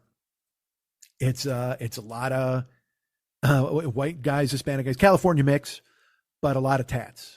A lot of tank tops and a lot of, burly dudes. So he goes, "Well, let's go outside. We'll sit with my wife on the patio." So we went and sat outside. He goes, "And I'll introduce you to the security guys." So the first guy comes up and he goes, "Hey, this is, I don't want to say his name's Joe." And Joe's the karaoke guy. And he's like, "Hey, man." He goes, "Oh, I had to throw 2 people out of here yesterday." And Mario's like, "Oh, really?" He goes, "Oh, it was terrible." He goes, "I had to drag one guy out the door, and then another guy like punched me while I was doing it. And then I went over and they were bothering the owner. And so I got in the middle of it. I stood up for him, and this dude tried to fucking come at me. So I kind of flipped him. Like I grabbed his arm and I went to flip him over my leg. And then you can see, look, he dislocated my thumb, but I jammed it back in, and I had to drag him outside because he wouldn't get up. And he's recounting this story, and Mariano's just looking at him, and I'm just looking at Mariano. I'm across the table. I'm just staring at him. And he's like, "Yeah," he goes, he was happy that I stood up for him, but it was just, we got to get somebody in here because I had to deal with 3 guys, and the one guy threw out and the other guy had to drag out, and you can see here, like I got this cut on my head, and then I got my thumb, and I'm just staring at Mariano. And then we met this guy, and again, super sweet guy, but totally rail thin, looked like a rockabilly singer. No business throwing anybody out of a club. And he's like, "All right, well, I'm going to go get something to drink." And he walks away. And I'm looking at Mariano, and I go, "So no altercations?" And he goes, "Well, I mean," he goes, "Sometimes people get out of line." He goes, "But the night I was here, nobody." I go, "Yeah, because you're built like a fucking brick shit house." I go, "Nobody's going to fuck with you." I go, "But this, no offense, but this totally string bean Slim Jim Phantom looking motherfucker, of course they're going to try to get over." And he laughed. He goes, "Well, you'll meet the head of security." And and I should tell you this. When I said to him, you need 2 on that door, 2 on this door, 2 on the patio, he looks at me and he goes, "If you say that to Rachel, she's going to make you head of security." I said, "Well, then I'm not fucking saying that to Rachel, because I don't want to be head of fucking security, unless that means I get to go sit in the office while everybody does the shit they were told." So then the head of security comes over. Again, super nice guy, probably 6'4". Nice. But thin, not super thin like the rockabilly guy, but big hands and but he's wearing a fucking Army Ranger belt buckle. Oh. And I meet him and he seems super cool, and then he starts he says, where'd you work? And I go, well, I worked at the Troubadour. I've worked at the House of Blues. And he goes, so you know how things are done? I said, well, I think so. I go, I can handle myself if anything happens, but I go, I've been told nothing happens much here. And he goes, oh, fucking last night. And I'm not kidding. I turn and I just look right at Mariano across the table from me. And the guy tells a story. He proceeds to tell a story about, he's like, yeah, last night, boy, he goes, I'm still fucking pissed from last night. He goes, I'm waiting for somebody to fucking pop off today just so I can fucking put an elbow in their fucking mouth. And I'm just looking at Mariano. Mm-hmm. And then he tells a story. He's like, yeah, these fucking people they just get so fucking mouthy. Like we had a guy last night, like people are playing darts and he keeps putting his hand in front of the darts. Like trying to like put his hand where they're throwing the darts. So I walked up to him and I grabbed him by the fucking shirt and I put him against the wall. I'm like, no, you can't fucking do that here, man. And I'm like, and because in my brain, I'm like, you know what you could have done? You could have gone up to him and said, hey, don't do that. We're trying to have some fun here. Do it one more time. We got to toss you. Because you know what you do? Once I thought about it, I'm like, I went there and I'm hearing about all this chaos and I'm meeting this Army Ranger and I'm meeting this rockabilly singer and they're talking about how they had to fuck guys up and drag them out and they couldn't wait to take a pop at somebody and put an elbow in somebody's mouth. And I realized this is not a joke. I am literally in the plot of Roadhouse. And I'm clearly Dalton. And like Dalton, I've shown up on the first night and there's chaos and guys fucking hitting and broken glass and a band on stage and people are yelling at. And I'm hearing from everybody how tough they are.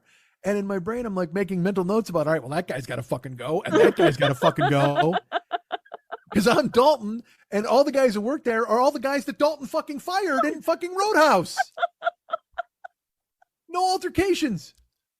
He tells a story. He tells a fucking story. He's like, yeah, it's a guy fucking mouthing off, and I got him out of the fucking club and he wouldn't shut the fuck up. And he's yelling at me and I'm yelling at him. And he walks over to his truck and I'm yelling at him. He gets in his fucking truck and I'm yelling at him. He's yelling at me in his truck. And already you're wrong. Already you're fucking wrong. You know what you do? You get a guy off property and you go back into the fucking club. You don't follow a guy into the parking lot. You don't follow a guy to his fucking truck. And you certainly don't keep fucking yelling at the goddamn guy. I quote Dalton, be nice. Be nice until it's time to not be nice.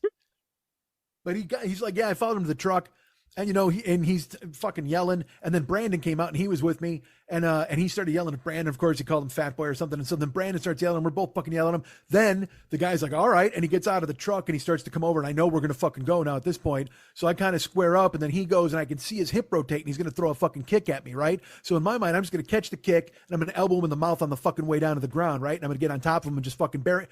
And I'm staring at Mariano. The whole time he's talking, bah, bah, bah.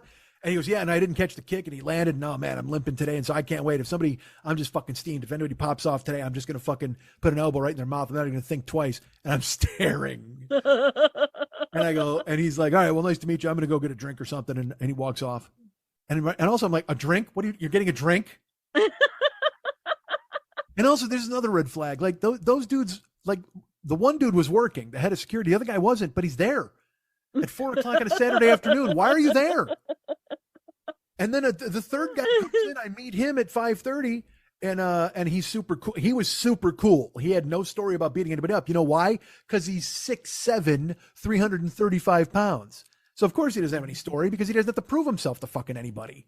And he was super nice, but also then he's there. Like I said, he's at 5:30, and they're like, "What do you do? What time do you start tonight?" He goes, "Oh, 10." And I'm like, "Why are you fucking here, man?" So that's dangerous shit. When any bouncers, you never follow a guy to his truck. You don't do any of that shit.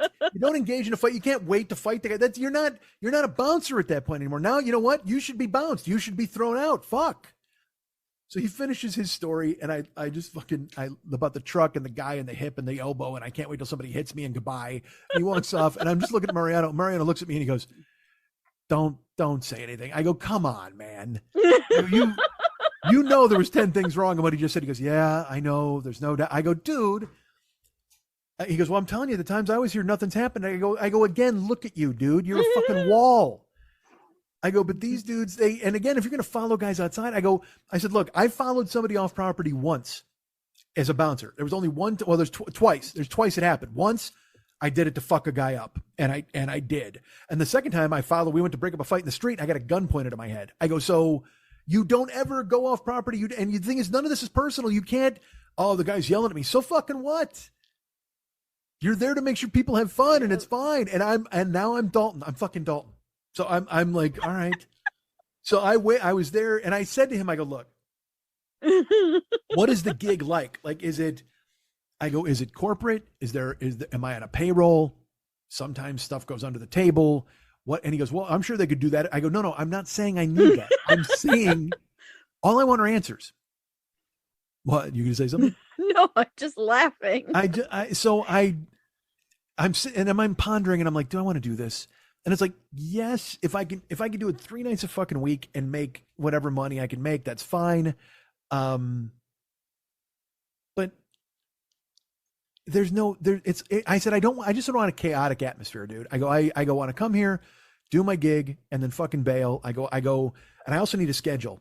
And he doesn't work there. And I go, look, please know, I know you don't work here. I'm not telling you shit that I need. Like you're the go-between. We're talking as friends. I go, but I can't work at a place that will text me at 6 p.m. and go, yeah, we need you by 9. No, I'm off, man. I'm off tonight. Sorry. If you schedule me, I'll be here for the hours that I'm scheduled. But if you don't do that, I'm not on call. Nobody should ever be on call to punch somebody, ever. That should never be. A dentist is on call. He's out golfing. He comes in. He takes out a molar. Good for him. A doctor. Hey, my water broke. Great. I'll be in there soon. He fucking goes in. He's on call. I shouldn't be on call to fucking bust a guy in the head. It's so fucking dumb. And I understand the chaotic atmosphere of the restaurant business and staffing, and I know all of these things. But you have to have at least some sort of discipline or some sort of order or organization, or else you're going to get guys who can't wait till somebody says something so I can punch him in the fucking face. Because, dude, that's just insurance at that point. Now you're asking for fucking trouble. You know what I mean? It's crazy. So I finally, I waited another half hour. I ordered, I had a hamburger or something, and I was like, all right, it was good. I go, cool. And I went and met the GM. Before I split, and she's behind the bar, okay, and he goes, hey, this is my friend Mike I told you about. I go, hey, and I lean forward just to give her like a fist bump, and she goes, don't come near me. I'm sick. I got something. I don't know what it is. Well, by all means, keep pouring those screwdrivers that you're doling out for everybody. Glad you're behind the bar chopping fruit. What are you doing? What is everybody doing? You know what I mean? It's that thing. And look, maybe I haven't had a job in a while and it's like this. This is the way it was and I don't remember.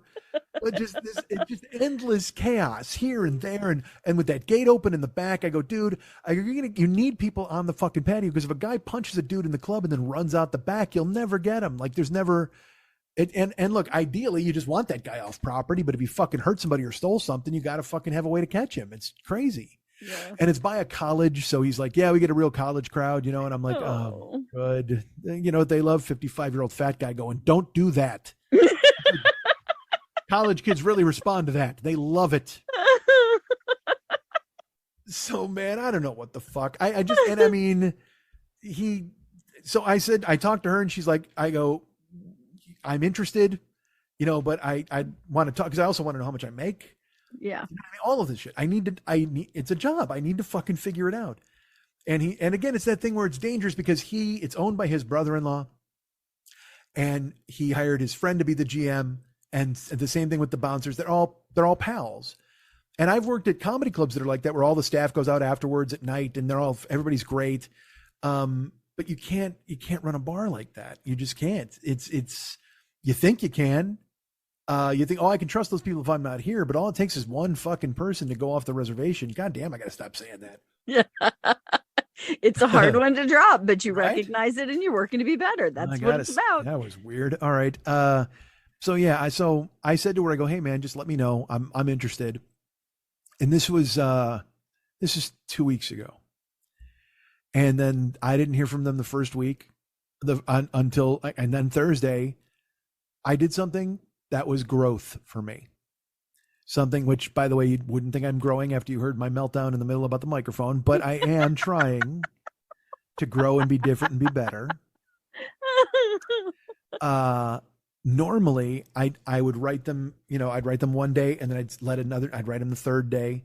and just be like, let you know I'm still interested. I'm here. I'm available. Whenever you need me, whenever you want to talk, go ahead and find me at your convenience. I'm ready to talk about it, whatever. But honestly, I was kind of fucking mad that because I was told it was a lock. I'm not joking. He goes, dude, they'll probably have you working Sunday. Like if you come and meet me Saturday. Yeah. I said, great. Well, then it got to be Thursday of that week and I hadn't heard anything. So I just sent a note and I said, hey, look, just following up and letting you know that I am not available the rest of the weekend. Stuff has come up because I don't want them to think that I'm at their beck and call. I don't want them to think that I'm available whenever they need me. I had to say, hey, look, I have other gigs. I go, so I have a gig Sunday where I'm out of town, and then the rest of the weekend has filled up with family stuff. So if I haven't heard from you, I can't schedule. So just letting you know and keep me posted. But I'm still really interested, and I'd love the opportunity. And never heard from her. And then this week, I sent another text and just went, hey, I met you 10 days ago, and haven't heard from you. So I just wanted to go ahead and tell you that I'm interested. Find me. I know you're busy. And here's the thing that I don't get. It's a lock. They need people. They need guys. They absolutely have to have people. I gave the brother-in-law, Mariano's brother-in-law, I gave him my phone number within 5 minutes of being in the venue. I've never heard from him. Not a call, not a text, not anything. And that's fine because he's designated that responsibility to the GM. And this is the person I've been texting and calling. And I've never heard from her either. Well, she was sick. She's all laid up. I haven't heard she hasn't answered a text or a phone. I called once because I felt it made sense to call so you hear my voice and know I'm serious. And then after that I've texted like 3 times and thing is not one answer. Not even like, hey man, still? we are today? Yes, today. Nothing. To this moment, nothing. I don't know how to break this to you. You do not have a job. There's clearly I don't, but that's what I'm saying. So because I worked out with Mariano today, and I'm not putting it on him. Yeah. It's not his gig. He doesn't own it. It's not his thing. He was the one who told me. You in and he's, quite frankly, he's fucking embarrassed. So today, we finished the workout, and I looked at him and I go, look, I'm only telling you because this is, you introduced me to this. I've heard nothing from these people. And he goes, man, I don't know what to tell you. He goes, it's chaotic over there.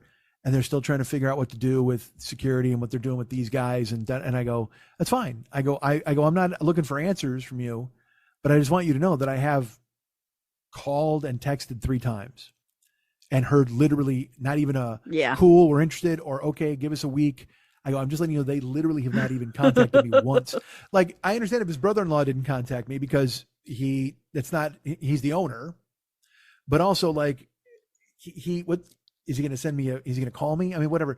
But she and I've 3 times I've called and texted her and heard nothing. So whatever. So the point is, I'm ready to get punched. I just can't find anybody who wants to punch me.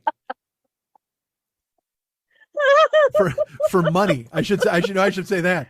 I can't find anybody who wants to punch me for money. I need to get paid if you're going to punch me. There's plenty of people out there who want to take a poke at me, I'm sure. But there's got to be something in it for me at this point. Oh man. But that should also let you know just exactly where the money's at. If I'm looking to go back to a fucking gig where I'm going to get punched again, Jesus Christ.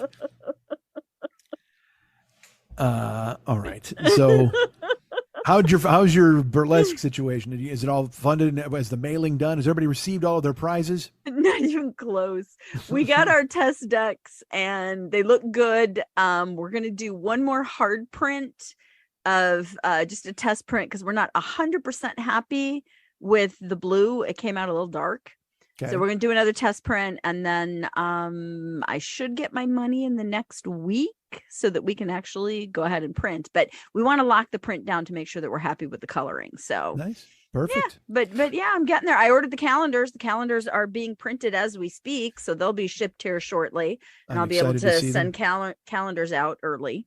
All right. So that's nice. Perfect. Yeah. And have any Zooms been arranged? Has anything happened with people? Nothing yet because I haven't sent out the fulfillment Got it. thing. Here's the problem. It's going to take like 8 weeks minimum to get these. It could take 12, which is why I'm like, they'll get there in December. And if I send out the survey now to get everybody's addresses and everything, people move and then they don't get their product. And then I have to chase people down that have moved and deal with all of that kind of stuff. So I usually wait until the decks are ordered to send out the survey, and then we'll start scheduling everything. So Christmas holiday, I think we're going to have a lot of phone calls to make. Perfect. Yeah. Glad to hear it. Yeah. Awesome. All right. Well, I appreciate you popping in here, and I'm glad that we've got that. We'll keep people updated and stuff. And I'm sure you're sending out stuff from the Kickstarter and all that. Yeah. Absolutely. All right. I guess I'm going to let you go because I enjoy talking with you on a weekly basis. These are lies. Why would you do this? No, nonsense? and it's funny. You don't need to do this. I swear. I know I don't, but I had somebody else write me again, and they were just like, "It was really nice to hear you again." And I told them thank you, and it's really fun to be back. It's been really nice. All right. Well, as long as you've said that, will you come back next week? No. Yes, I will. You literally should have just said no, and I would have said take care. That would have been the end of the show. I'm not joking. No. You should have said no. Can't do it. No, of course I'll be back next week. Well, good. Yeah, I look forward to it. Well, you doing this has helped me kind of immeasurably, and it makes me very happy. And today as a clunker, I understand it. Everybody, don't yell at me. I know I screwed up. How did you screw up? Because I had a meltdown, and then I just talked in circles. Nobody cares. Technology is frustrating. Oh, sure. That's the name of the show. Technology is frustrating. Oh, good. I named a show. Yay. No, it's got to be Bogs. It's got to be the. Oh yeah, Bogs and Quicksand and Bottomless pits. Yes, that's it. Absolutely. Did I say it in that order? I believe so. Yes. Oh man, see, this used to be your job, is you had to keep track of the fucking names. I can't keep track of anything anymore. I literally left the oven on for 8 hours yesterday. No, in this heat? Yeah, well, the kitchen is away from the rest of the house. So it wasn't until I was going to lock the kitchen door that I realized the oven was still on. Wow, dude. Yeah. Luckily, natural gas is cheap. So cheap. Well, yeah, we didn't want you to go ba-boom. So I'm glad you went ahead and figured that out. Yeah, that was, I'm worried about my head right now. I'm real worried. What do you mean? I'm having major cognitive issues. Things like I forget to turn the oven off. I forget to turn the stove off. I literally will be doing something and I get up and walk away from it. And then I come back and I'm like, oh yeah, I was doing that, wasn't I? I've always had ADHD. And I used to be on medication for it. And now actually, with the constant pain, it's been bad. I thought you had ADH triple D. Wasn't that true? I thought you did. Well, I'm sorry. Yeah. I don't mean to literally stop talking about your constant pain so I can shoehorn a tits joke. That'd be great. Because I love you and I'm so concerned about your situation anyway. Look, it is what it is. So not everybody makes it, Well, I'm glad you're okay. I'm glad you can make tit jokes with me because that's about all I have left. Well, I'm glad you came back to do it. Look, I was boring making tit jokes without you. I'll tell you that, because it's like, she's not even here. She can't even hear these. It doesn't even seem inappropriate if she's not here to hear them. Idiot. But thankfully you were here for it now. All right. Well, I will go check the lights in the stove and make sure you don't die, because we need you back here next week. Cool. Cool. All right. Love you. Thank you for being here. Love you too, buddy. Night.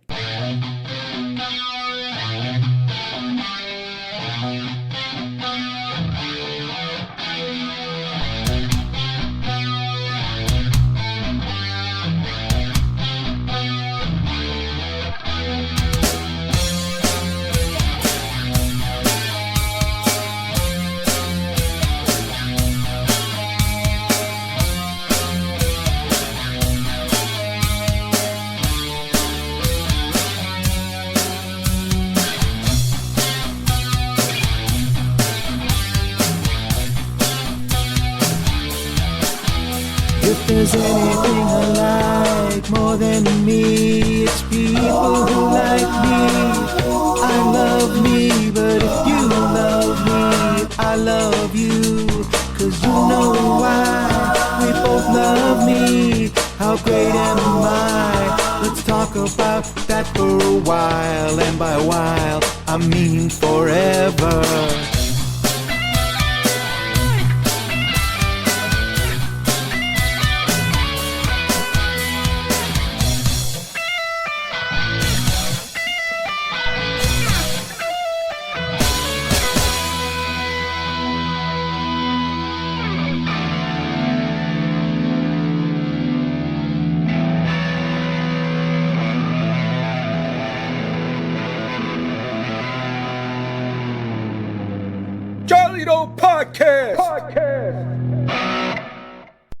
Sarah just added kettlebell classes to her 300 gyms. The thing is, those gyms don't have kettlebells just yet, but Sarah isn't sweating it. Her equipment supplier has Salesforce Customer 360, the #1 CRM, so they can unite around customers like her. Marketing already knows the model she wants, so commerce and IT serve it right to her in a mobile app. Wow, one-click checkout. See how uniting your teams can help you wow customers at salesforce.com/customer360.